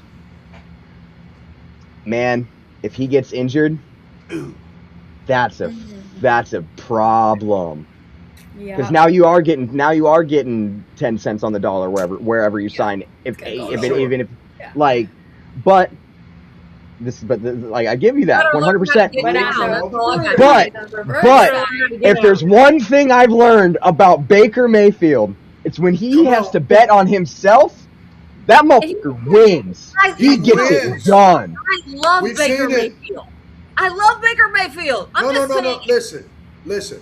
We're talking about a guy who went to 2 Division I schools and walked on and took the job from both starting quarterbacks. Walked on and took it. And then Cleveland wrote him off. He goes to the Rams and balls in with only a week of prep. And damn near saved their season, won a game for him. And he balls. How many times does this dude have to show you that he is him for you to buy in? It's because he's short and has small hands. Well, even more, bro. That's even more the reason. He continues to show that I don't give a damn what they say. I don't give a damn what your intangibles are supposed to be. I am him, and I will continue to show you that I am him. No, Jay. Who does that sound like? I am him. I don't care about any of that other shit, and I'm getting ready to go out there and prove it every damn week. I love Baker. And here's the problem with Baker. At this point in his career, I don't know that any team's going to sign him to a deal beyond 3-4 years. He'll be a 3-year deal, Merchant, for sure. That's what I'm saying. Like he's at the tail end of his career. Oh, that's for sure. Working against him. Mm-hmm. So, how does Baker? He's staring down the barrel. 31. 31. He's 31. Yeah. Mm-hmm. Okay. That's 6 years of productivity left, minimum in the NFL, by NFL quarterback for sure. Quarterback for sure. We'll absolutely be taking a look at as we get through the season, right? Because, like I said, 12 of the top of the 15 of QBs with the top cap hits projected to make the playoffs. They're projected to make the playoffs, and we know those odds. It ain't gonna happen. Hey, listen. All I'm saying is they gonna wind up with some dude out of Toledo if they keep it up. That's all I'm saying. Okay. So they're gonna say to wrap it up, we're gonna say hell no, you ain't getting no natural grass, and hell no, you ain't getting no new contract. Nope. Now get your ass out there and play. Go all play. you do is spin records. You don't get none of the other nothing. Because like Jay and I were talking about, the scary thing is like you get into a quarterback rich heavy draft like that. Let's say 5-6 quarterbacks are taken in the first round. Only 2 of them are gonna be like that, maybe 3, just historically speaking. So Mari, I don't disagree with you about the Bucs trending down. 100%.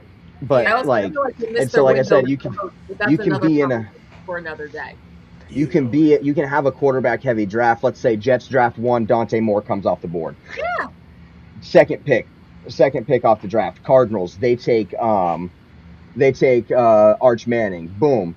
Now these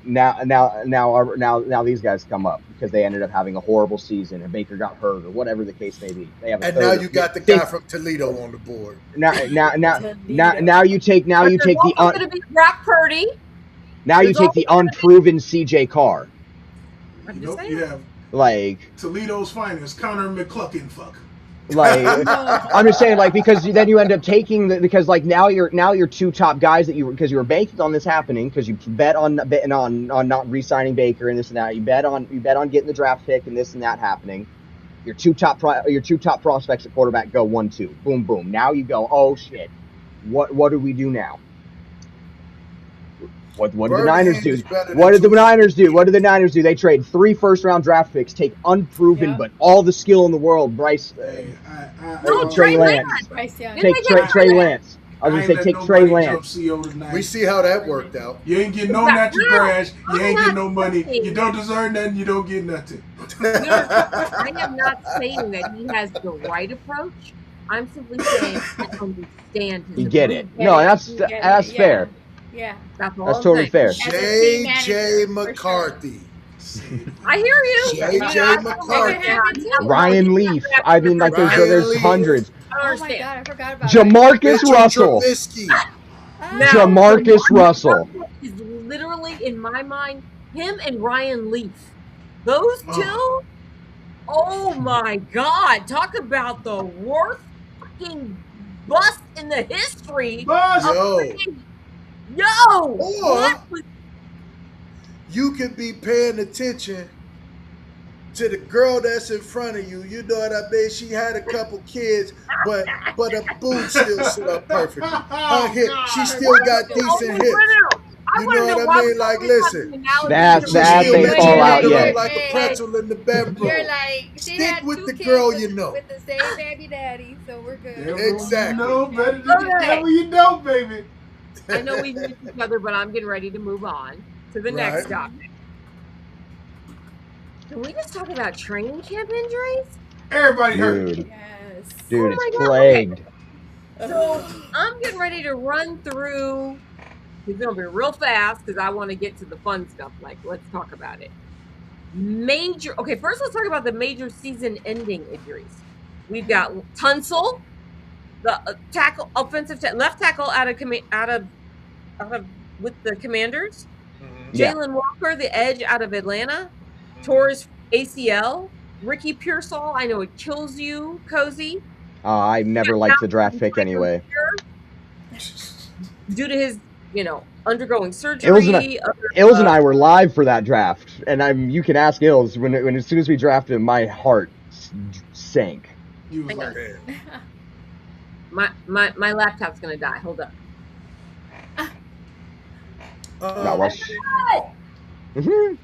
So you know what I think is happening with all these injuries, though.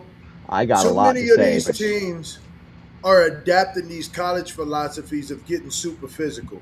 First of all, by the time you get to the pros, your body is taking a shitload of punishment, right? You know what I mean? You still resilient in college because you're 18 to 22, right? But by the time you get to the pros, you're somewhere between 21 and 25, right? You know what I mean? If they don't sign Baker Mayfield, it's gonna be the end of the Jackson 5. You gotta say it in Joe Jackson voice.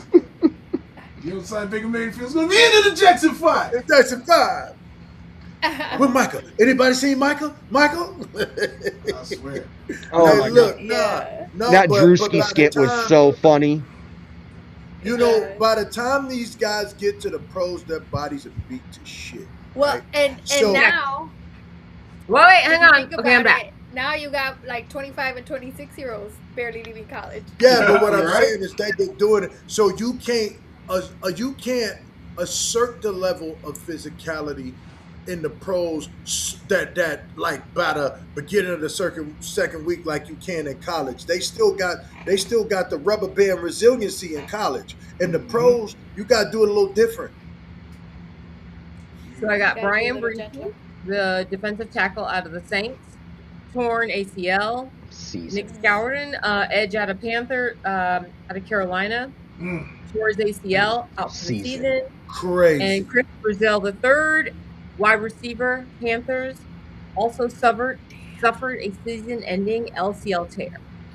Then I've got my major injuries. My Cade Mays, center out for the Lions, wrist injury, brutal blow because he occupies a huge part of their offense. I got Kobe Bryant, you already know, safety, Chicago Bears, carted Big off the off-season field with knee signing. injury. I got Luther Burden the third, wide receiver out of the Bears, sidelined temporarily with a groin injury. I got Jalen McMillan, wide receiver with the Bucks, sidelined with a knee injury. I got the new guy that the Lions acquired from the Chiefs. He is dealing with a sprained MCL, Pacheco. And we're not even going, and we're also going to talk about the 49ers crisis because I swear to God, half their damn team is injured. That's its own separate. We had a day where 20 players sat out of training camp. So what? I don't know. What is going on with the injuries? Too much physicality in training camp. Too much. It's like you can't, like I just said when US stepped away, you can't assert the level of physicality in training camp that early like you do in college. Like I said, your body still has the rubber band resiliency when you're 18, 19, 20, 21, 22 even. Once you're getting around the 23 to 30 range, your body's change on the cellular level. And even as Ocho like to say, your body's built up that callus. Yeah, it's still a little more brittle than it was when you were younger. So the thing is, it's like, oh yeah, we getting in pads. Oh, we getting in pads after day 3, and we're thudding now. And now we're about to go full on contact. No. Stop. You can no longer do that anymore. And also, here's my thing that I was on there, and I think, this is a discussion that you and I had, and they had it on Any Given Sunday. It's like, listen, these guys are skilled. They're not strong, but they're skilled, right? Because remember, the old guys had some of the worst bodies ever, but they held up like Ford F-150s. These guys got great bodies and all the science and the training and bodies like Adonis-like, but they crack like chiseled. Yeah, you're going into exactly what I'm talking. My thoughts are on all of this. Like, hell, Lawrence Taylor was playing high on crack cocaine. You know what I mean? Hey, I talked about he Lawrence didn't Taylor feel nothing. One of our previous podcasts. Yep. He's the best player on the field, and he is completely coked out. Hello, suited. Like, so it goes into what I'm talking about. Everyone must do cocaine prior to kickoff. Yes, NFL would be so entertaining. Only if you're LT. Only if you're LT. No, I think a lot of this, like, I think it goes into what you're saying, Jay, and it also goes with what Ocho is saying. Is with, like, I think players aren't callousing their bodies as far as prepping before training camp. They're the way they properly should be. Exactly, like they're not strong. The way I like to think about it is like, because exactly like you were talking about, they held up like Ford F-150s. In the 3 yards in a cloud of dust football, everyone like crazy, ridiculous, rough and tumble. You didn't see the soft tissue injuries you see today. You don't see any of the stuff that you see today. It's because they're all working. It's because they're all working the band workouts. It's because they're doing this or that. Jerry Rice played 22 seasons. He was a second team He was a second team All-Pro at age 40 playing for the Raiders and went to a Super Bowl. You will never see a wide receiver like that ever again because of the difference in training methods. Sorry. Jerry Rice was running his ass up the hill. He was flipping tires. He was doing a completely different style of workout. There's the old way, but like now, everything is like, we got sports medicine and science that I'm like, and I tell people, like right now, I have a client and we do the old shit. We do like tires. We do sleds. Mm-hmm. We're doing like traditional linear shit. We're doing boxes. We're doing all, and it's like the old shit still works the best. I get it. There are tons of advances, but there's a reason you didn't see the level of soft tissue injuries that you see right now. There's a reason you didn't see like these guys to what were able to run and jerk their bodies ballistically without any injury. Right now, you're seeing all of this. It's like if a guy bends too much and leans pass rushing, oh my God, now he's pulled his back. It's like these guys are skilled. They're not strong. Nobody's training to be that. Like it's like, yeah, we're training to be strong, but like we're gonna get you skilled for this for this position. No, you get these guys strong first, and then you skill them up for their position. 100%. But like so. So TJ, I mean, it's different with the younger guys, the rookies, the second year guys coming back and things like that. It's different with them. They have a weight and conditioning program and stuff like that. But for the guys that have been in the league 4, 5, 6 years, that are now veterans, that are now like been in the league for a while, they're not getting in those conditioning drills. They're not part of the OTAs and the preseason conditioning. And they all better not be. It is on them as consummate professionals to be prepared before you show up to training camp. That is on you to be prepped before showing up to training camp. It's like Deebo Samuel used to show up fat and out of shape all the time coming into training camp. Do you see what he looks like? And then he went down the career trajectory he did for a little bit. Comes back to Frisco, bro. I ain't seen Deebo look like this in probably 5 years. Like exactly. I think that a lot of these, with that, like I think a lot of these like personal coaches and trainers that some of these guys are getting are more building these guys to be look like bodybuilders and they're building them in sprint workouts to be skilled. They're being prepared for the combine and not for the collisions, man. Exactly. Like the thing is just like, bro, like you see, I'm seeing dudes like, oh, we're not. Hey, listen, we're not doing Olympic lifting. We're not doing this. I'm like, what do you mean? We're gonna do these boxes and we're gonna run these hurdles and cones and we're gonna do sprints and we're gonna work the bands. Like the bands kills me. This. The violence of the game. Hey, the more weights, the less injury, and I will. That's a hill I will die on. Kevin Garnett talked about it. Like when he was talking about the NBA, he's been Shaq. He was like, he had him on a weight program. Like it was a matter of building you up to break you down. You're gonna get. I've rarely had any players injured that played for me because I kept them in the weight room 3 days a week, even during the season. Right? His recovery. Listen, more weights, less injury. Movement. Listen, more skill training. More soft tissue because now you're over you're over executing. It's like you're doing like a lot of the things that there's a reason that walkthroughs are popular, right? You know what I mean? You practice at that speed 2 days before the game, you get off of that, right? But now you're thudding like you're gonna play. You got 4 weeks of thudding and doing all of this like you're gonna, especially these older guys. You know what I mean? Like once you're 4 years into the league. Bro, you need to dial that back. Got to. You can't continue to put. Otherwise, you will shorten your career. Again, like and just me, I'm in these NSCA forums and we got this, and I'm in these ISSA forums and these NASM forums and. I'm in all of them. Oh, we got this new thing. Yeah, but the old shit still works the best. All of this new shit ain't doing nothing but getting people injured more frequently. Bro, give me. That's what we talked about. It's like if they can figure out how to combine some of the old school methods, not all of them, but some of them. But give me the Rocky montage. Give me the chicken and the hill and the tires and where. I've been doing this for years. Hills, tire flips, sledgehammers to the tires. You know what I mean? Like just good old, inclines, bent over rows, botch jumps. Just some of everything and mixing it in together. But the problem is.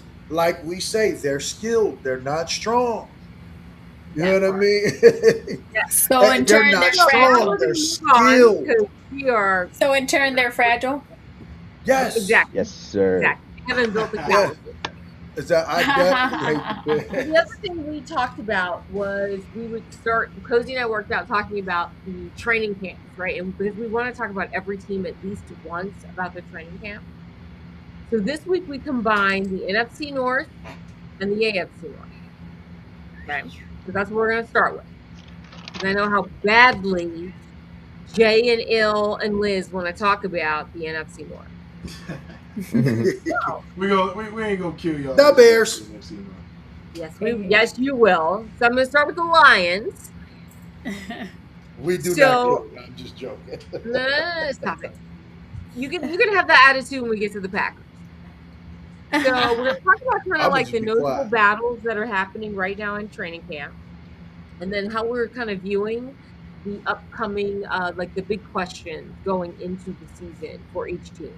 And we'll kind of run through those. And I'm going to move fast so that we Okay. can get to the actual questions, right? So with the Lions training camp, right tackle, huge spot of competition. I've got Blake Miller, rookie, battling against the vet Larry Borum. Following obviously Penei Sewell, we talked about him. He's making a shift to left tackle.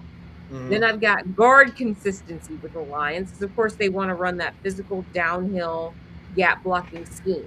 So I've got an open left guard competition between Christian Mahogany, Miles Frazier, and Juice Scruggs.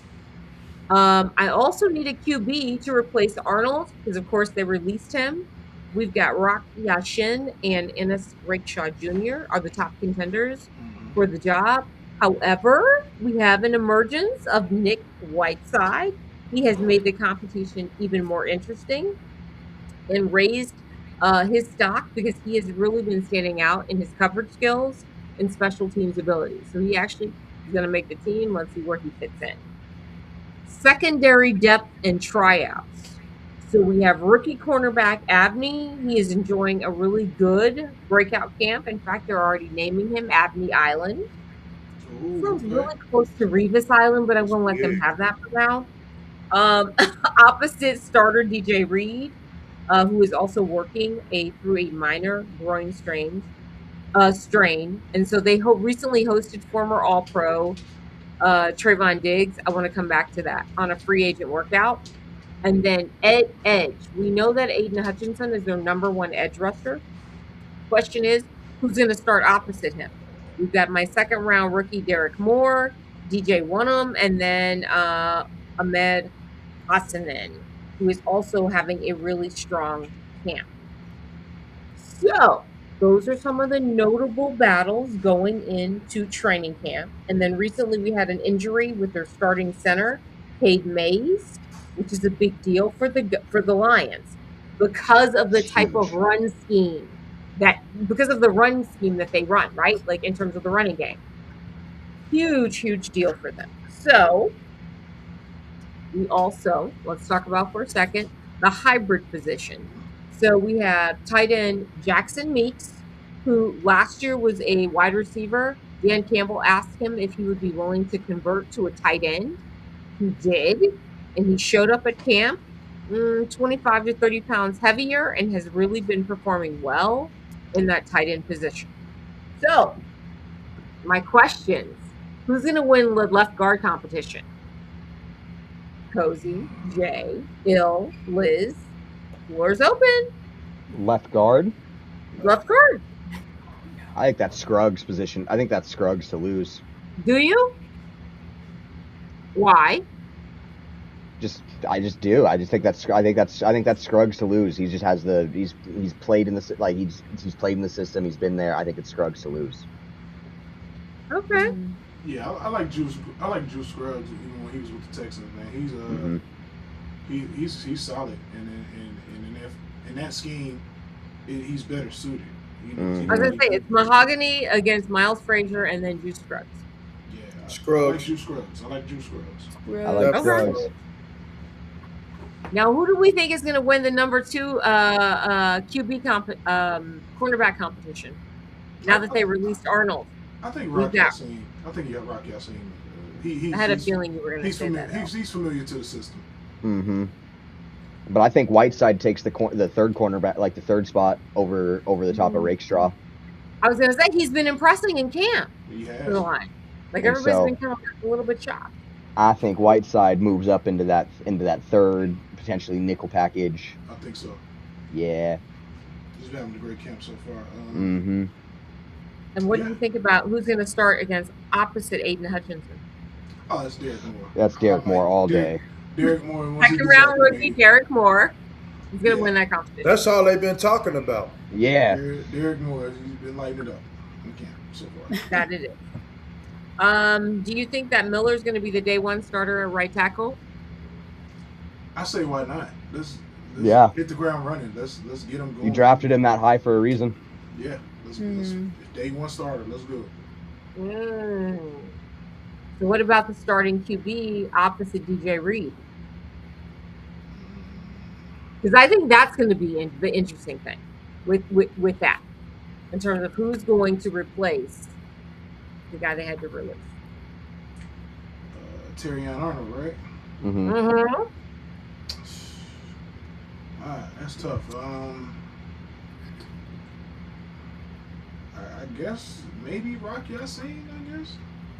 I'm gonna say it's because it's gonna be Reed is starting corner. Because everybody's talking about the rookie. That's why I asked, right? The Keith Abney, everybody's talking about Abney Island and how let's get Abney a shot, man. We know what Rock Yassin could do. Good piece at this point. Let's get the young blood in there and let's let them cook. They might actually have a better secondary room than expected after losing Terrion Arnold because he's trash. Well, I was gonna say because remember, a few weeks ago, Il was like, "Oh my God, he is so overblown. He is trash." It's Bama. It's Bama. He's a Bama player. But I mean, if you got young guys like Whiteside making waves at camp, same with Keith Abney. Let them rock. You already know what you're going to get out of Sin and Rakestraw. Let the young bulls rock. I'm with Ills on that. So here's my question for all of you in terms of Dan Campbell asking Meeks to play a hybrid role and him showing up at camp damn near 30 pounds heavier, willing to convert from like a wide receiver into a tight end, H-back, big slot responsibilities. Apparently he is winning a lot of battles in training camp because he has the skills of a wide receiver now with the size and bulk of a tight end. So they're asking him to play a hybrid role. And I'm wondering how you all think that's going to work out going into the season. I mean, it makes their 12 personnel look real nasty. Yeah. I mean, all the routes. It's going to look crazy. Their 12 personnel going to look crazy with the 2 tight ends, 2 receivers set. Oh my lordy. And the fact that he went home and bulked up 30 pounds. I mean, he wants. I mean, when you want game time, when you want reps, you want snaps. You do what coach says, and if the coach gives you something to do, that's him letting you know, like, hey, I got an eye on you. If you do this, I think we could do something crazy. Well, isn't that the thing though that like Il and Jay talk about? Like you can't measure that will. Like you got to see it in action. You can't measure it because you don't know. Some guys, you can't, and there's also some guys are just gamers. This hybrid role that nobody else is playing. This is what we're thinking. And you're like, okay, bet. And you go home and you bulk up 30 pounds of muscle. Right. Exactly. Right, because if you pair him and Laporta off either side of off each tackle, or both of them off one, and then run like a double set of Amon-Ra and J-Mo. Yes. Goodness gracious. Goodness gracious. So guess what team I'm going to move on to now, because now I'm getting ready to re-engage Il and Jay. The Bears. Let's talk about the Bears training camp. Never mind, they've had a wave of injuries hitting the secondary, which they won super big ones, so like that they'll be right back. Here are the notable injuries. Is back to the injuries going into training. It's a lot. Left tackle, I've got a three-way competition between Braxton Jones, or battles. Jedrick Wills Jr. and Karan. Oh my goodness, I cannot. Amagaji. Although Jones and Amagaji seem to be the top two contenders. Jones was expected to be the starter, but Amagaji is pushing him.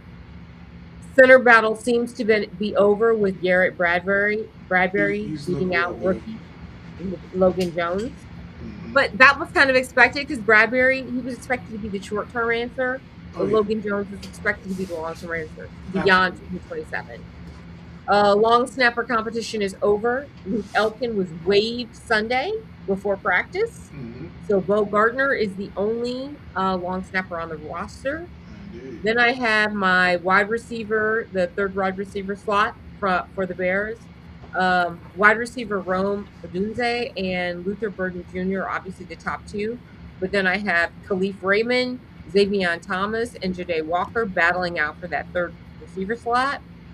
Nickel cornerback, I've got obviously Malik Muhammad battling against Josh Blackwell.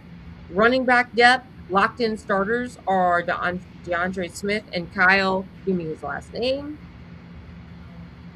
Monagat. You're supposed to know. Thank you. But there's a competition for that third slot between Salvin Ahmed, Rashawn Johnson, and Coleman Bennett. And then in the trenches, while the vet Bradbury's locked down the starting center job over Logan Jones, I still have my left tackle. Braxton Jones, of course, is working through a minor injury, which has opened the door for Jedrick Willis Jr. and Karan. Okay. He was like chime in. But anyway, for that last lot. Then, of course, these are secondary health. So cornerback Kyler Gordon is still sidelined. He's on the PUP list. Then prized free agent Kobe Bryant suffered a significant injury. He's going to be out for a minute. So now they said 8 to 10 weeks. Issues. I said 6. Mm-hmm. So on the positive side, well, no, I mean, one more injury. Luther Burden Jr. Injury following a collision in camp. Team expects him to be fully recovered for week 1. He is going to miss the entire preseason. And then the positive news is everyone has been talking about Caleb Williams' leap in year 2 from what they have been seeing. Oh, yeah. Williams seems to look night and day from his rookie season, executing Ben Johnson's complex offense with veteran pacing, showcasing dramatic improvements in his downfield accuracy, and spearheading a highly dominant first-team passing attack. Yeah. So, here are my questions about the Bears, because, of course, we've had all those injuries in the defensive backfield. Will they survive an onslaught of injuries and be ready for week 1? Absolutely. These aren't like season-ending injuries. These are just nicks and bruises, basically what we're talking about. Yeah. To be honest, like they're not. It's like nobody tore an ACL or a ligament or that. These are like we're talking bone bruises and shit like that. That shit, you'll be done with that in 6 or 7 weeks, literally. Yeah. You'll be fine. And to ease the blow of Kobe Bryant going down, the Bears make a sneaky good signing, bringing in veteran Xavier Woods to play safety. Yep. Hell of a signing. Like, dude got off the plane and picked Caleb in practice. Like, he's a 10-year pro. He knows what he's doing. Solid athleticism. Very, very, very high level football intelligence. He'll be him and Dylan Thiem will be fine until Kobe Bryant comes back. What are you thinking about the left tackle competition for the Bears? Braxton Jones' job to lose. If he could bounce back from that little minor setback he had, it's his job to lose. I don't like Braxton Jones. Never have. I was getting ready to say so there's some chatter about like nothing about dude and his flat ass feet. Well, I actually heard some pretty good news out of Hallis Hall today about Ozzie Trapillo. Yeah. He's way ahead of schedule coming off of the torn patella, which is death sentence for an offensive line, especially left tackle. If I could cut Braxton Jones' feet off and throw him onto the Stevenson, I would. Wow. Is Jedrick Wills washed? That's the question, because if he can't Like, beat out what? Karan Amagaji is trash. Mm-hmm. So if he can't beat out Karan Amagaji, and he's Who is earning first team time, might I add? Right? Man, forget it. Give me Theo Benedict. Let's roll. Okay, and can I just say this? Can I just say this?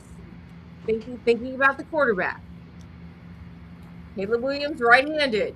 That left side, that blind side, it matters, right? For sure. The quarterback has to believe you are blocking on that side, because that's my blind side. He has to know that you're protecting his blind side. Yes. Yeah. Yes. So we will see how that Caleb kind may of do pans with out. Theo Benedict. We'll be fine. Plus, good luck trying to sack Caleb Williams. He's the most slippery quarterback in the NFL. I sure.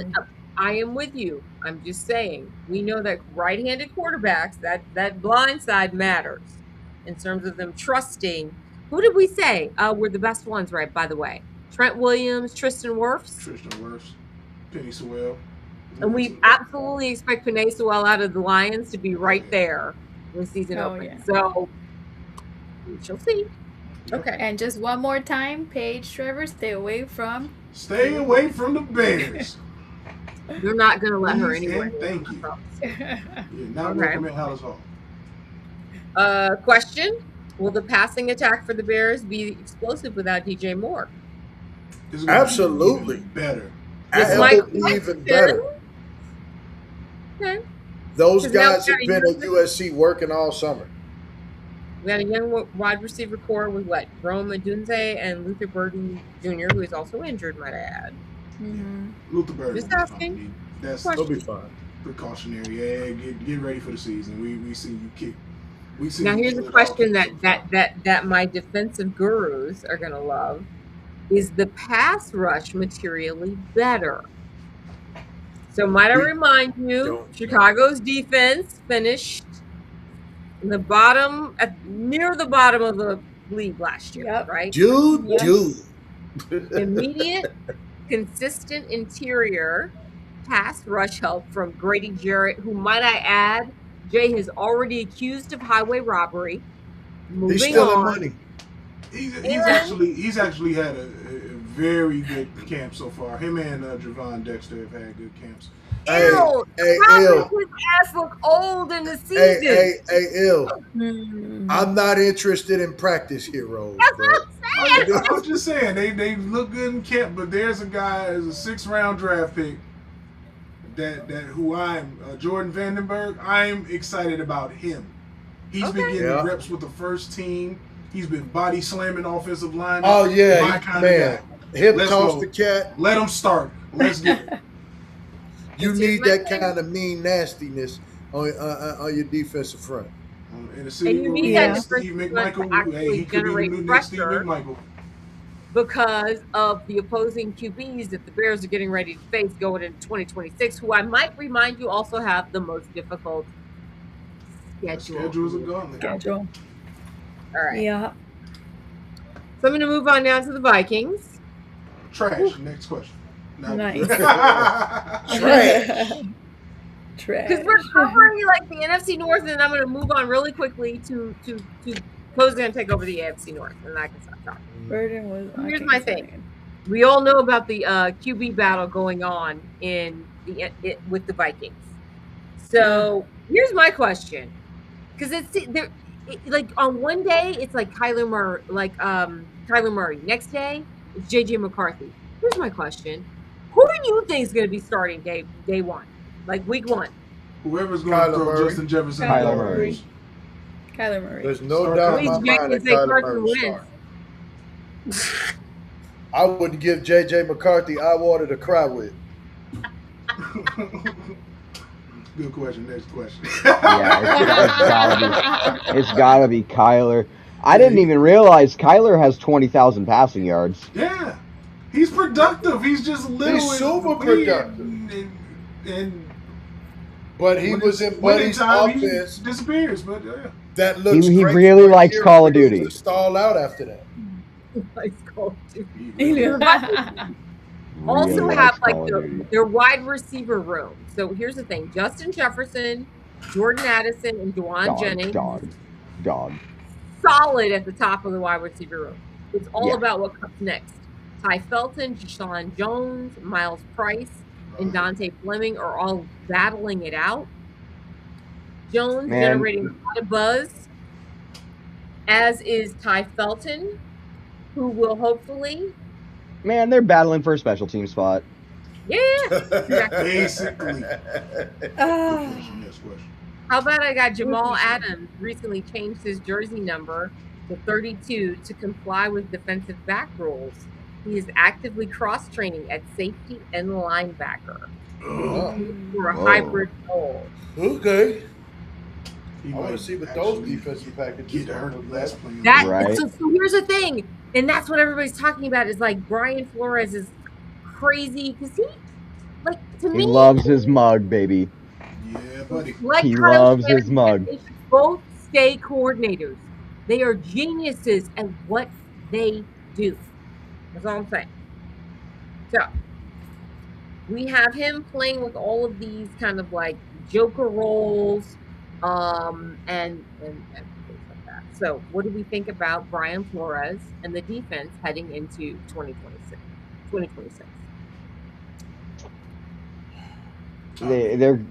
They're gonna do their thing. I'm like the scheme, the system is foolproof. Like that's one of the ones where you can just throw people in there. Like no, it's for real. Like it's one of those ones where you can just throw people in there as long as you have one or two guys on that team that can be able to that can make plays. So they almost seem like to be like, they want people that are like interchangeable, if that makes sense. Mm-hmm. Like it's all about their talent, their speed, your football IQ, and then I'll kind of plug you in depending on what the packages I want to use. Yep. That's not Brian Flores scheme in a nutshell. Yep. And Mug Blitz up the fucking A gap. Yeah, he's sending it. God. And last but not least, I'm going to cover the Packers, which is, I know, everybody's favorite team on the podcast. Yeah, this is why I check out, y'all. Yeah. Here's my question.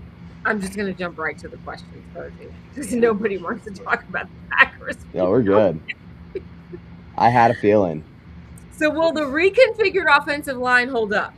So a little bit of background. Packers had massive talent drain, which we talked about. So they are leaning on unproven depth. Starting guard Aaron Banks opened camp on the PUP list, throwing off continuity. Now I got Sean Ryan anchoring the center position while sophomore Anthony Belton and rookie Jordan Morgan are adjusting to high-pressure roles for the first time. So what do you think? Because here's the thing. If they fail quickly, Jordan Love's pocket stability is gone. It's done. And we know he gets jittery. He does get jittery. Jordan Love is getting sacked 34 times this season. Wow, that's a crazy take, but I'll take it. Woo! Okay. That's an average of two. That's an average of getting sacked 2 times a game. I could actually see that though.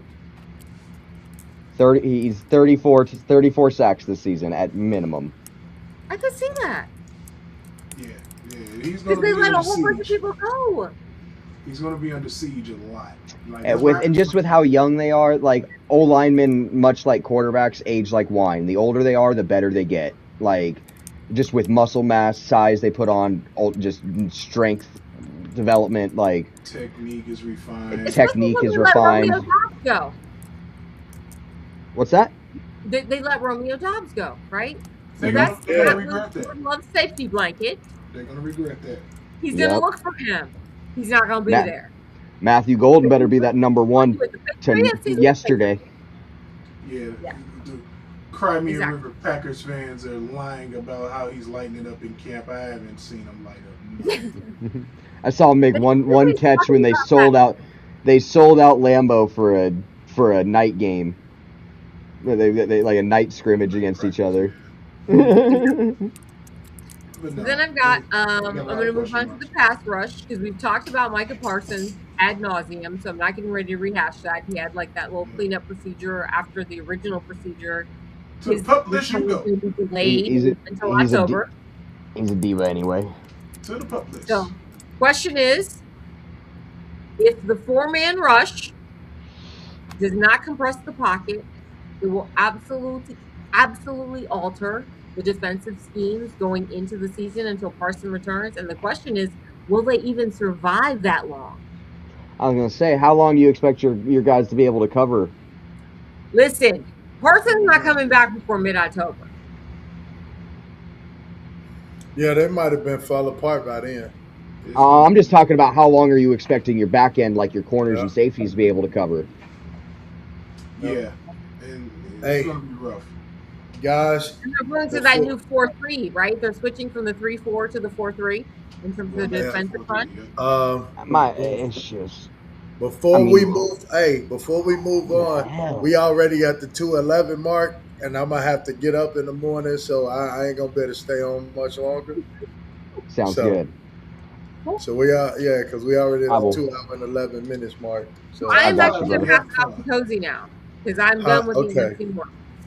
Sweet. Well, I'm gonna work us down the AFC North. Bengals.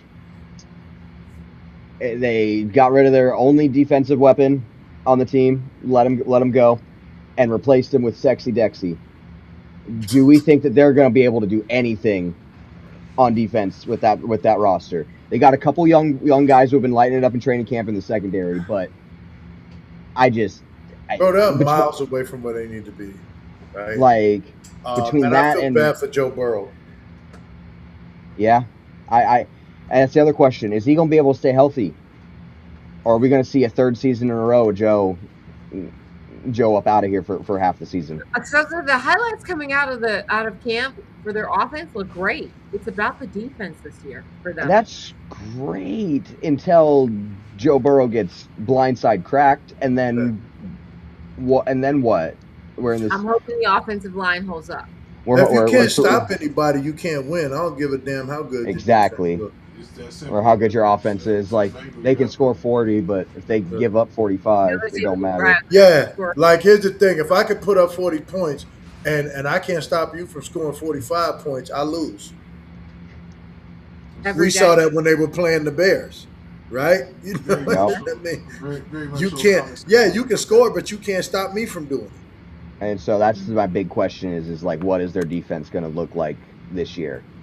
All right, move on to the Browns. Big question is obviously the thing that's been owning social media.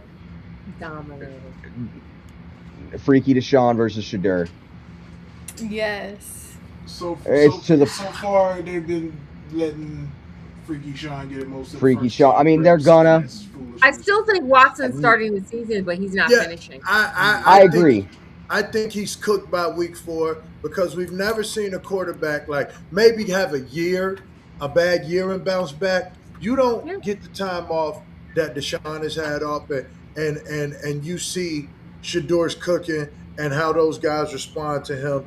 But you can't pay a quarterback as much as you're paying Freaky Sean and not play him. Like I'm like what do they got? What is it? 28 million reasons why they can't bench him. Yes. Like they have to just. It's already being paid. You have to just see what you got. As much as I hate it, it's the right business decision. Yeah, hopefully it'll be worth it for them. And not to mention, like, I love Shedeur. It's not like he was insane last year. 7-10 is nothing to write home about. He was a young player who got to play a fraction of the games last season. He probably just needs more time in the system with getting one's reps. Yeah, we got to look, my thing is we got a sample size, and I really think Todd Monken knows where his cash cow is, and he's going to protect him. He's gonna let Deshaun go out there and die, so he can be like, see. You know what I mean? Yeah, I will say. Yeah, I think. Oh, go for it. Go for it, Liz. If they let Shedeur go out, too soon, like Jay said, Monken is protecting him. I think they don't want to set him up for failure, right? So learn the system more. So learn the system. Then you let Deshaun go out there and die, so all of the banter can stop. Or he can't be like, you guys didn't give me a shot. No, we gave you a shot. Sit down and get paid, and we're gonna offload you as soon as we can. Dylan Gabriel has also been participating. That's all I got. He was there. I was like, that's all I got. They either need to let him go or Shedeur go, and I feel bad for Dylan because Dylan they drafted him above Shedeur. Huh? I said they drafted Dylan ahead of Shedeur in that draft. Yes, they did. And he's just a footnote of practice. The Cleveland Browns are absolutely just a footnote. They are trash. Next question. All right, we'll go down to Baltimore. New questions, like new coach, new questions, very similar team to me. You got this with a newer offense designed around Zay Flowers and rookie Jacoby Lane. Or do you think we're going to see Lamar? I don't want to say develop, but flourish more as a passer this season and compared to other seasons. Ooh, he's already question, Posey. Because Jacoby Lane, that's all I've been hearing out of Raiders camp is how crazy he's been and how crazy out of Ravens camp, but it's how crazy he's looked. And so I'm like, if Jacoby Lane is because he's big too. Oh yeah. So you now you have a true X and Y. You have Zay Flowers that you can line up anywhere in the formation, and now you can line Jacoby Lane up on the outside and say, hey, just win. But does this offense force Lamar to sit in the pocket more? Declan Doyle's offense, he will have to play under center a bit more. This may be a problem. Yeah. I'm reserving judgment because I'm like, for me, this may be a problem because he's gonna want him to play a little bit more traditional ball, right? Yeah. So I don't really know. I'm curious, but I don't really know what it's gonna look like. Yeah, to me, they're the biggest mystery in the entire AFC. They have the potential. They have a very, very, very high ceiling and a very, very low floor. They could stink, or they could be in the AFC title game. Is what an enigma that the Baltimore Ravens are. Yeah, I'm curious, but I don't know. Yeah, absolutely. All right. Defense should be a lot better too, though. I agree. Yeah, and then let's move up the coast to Pittsburgh Steelers. This is the first time I think we've ever had an actual Yinzer coach for Pittsburgh, a guy from Pittsburgh coaching the Pittsburgh Steelers. This is the first time we've seen something different in 20 years, out of the Pittsburgh Steelers. The energy I've been seeing out of camp is so fun. Even with the person that Aaron Rodgers is and the drama queen problem child that he can be. But he's in a familiar space. He's with his guy. He's with his guy. Not only that, he nailed it on his take of the media. So the ESPN. That was insane on Pat McAfee. He nailed it. To be on an ESPN product and proceed to shit on ESPN that way was insane. That's funny. That was insane. But I'm seeing more happiness and giddiness out of Aaron Rodgers than I've seen since the Packers drafted Jordan Love. Yeah, no, he's with this guy, bro. He's definitely with this guy, and I think Pittsburgh might make some noise.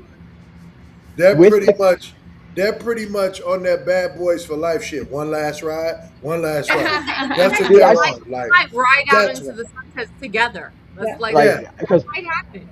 I saw Aaron Rodgers' old ass getting pass rush reps today at camp. He's lining up with the Guardian cap, rushing off the right edge. It's all right, they're having fun. That's That's the energy you don't like. Jordan Love, like just talking about the Packers. It's not like Jordan Love was doing that type of stuff. Like when Aaron was like Aaron did that shit when he was in Green Bay. Yeah, like literally. And yeah, back with that shit, LaFleur's on the hot seat, and I think Aaron Rodgers is in the space with his guy, and they on that we ride together, we die together, bad boys for life. One last ride off into the sunset. So this is going to be a really fun season for them. I'm looking forward to watching them. With the questions around the Ravens, when we come back around to our picks that we took, that we made throughout the last couple months. I might have to pick the Steelers to win the division. Oh, for sure.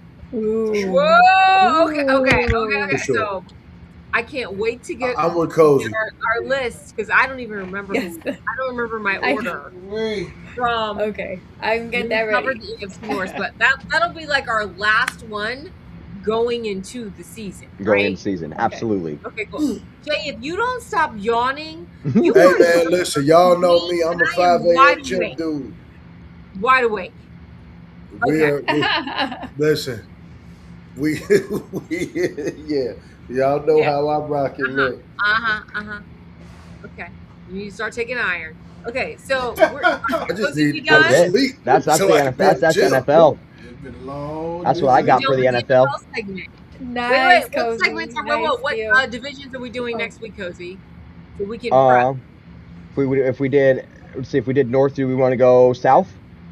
Okay, so we're gonna do the NFC South and the AFC South. Let's do it. Okay, sounds good to me. Nice. Let's do it. Nice. And on that note, I'm Jay Hollins for CO, L Brown, Liz, G Cozy. We appreciate y'all for tuning in to another episode of Game Winning Drive. It's been a while. We did it. We back from the dead, baby. Subscribe, share, and hopefully Mother Nature ain't putting BTA to us no more. That's right. So, until next Monday, people, we love y'all. Boom. We're out.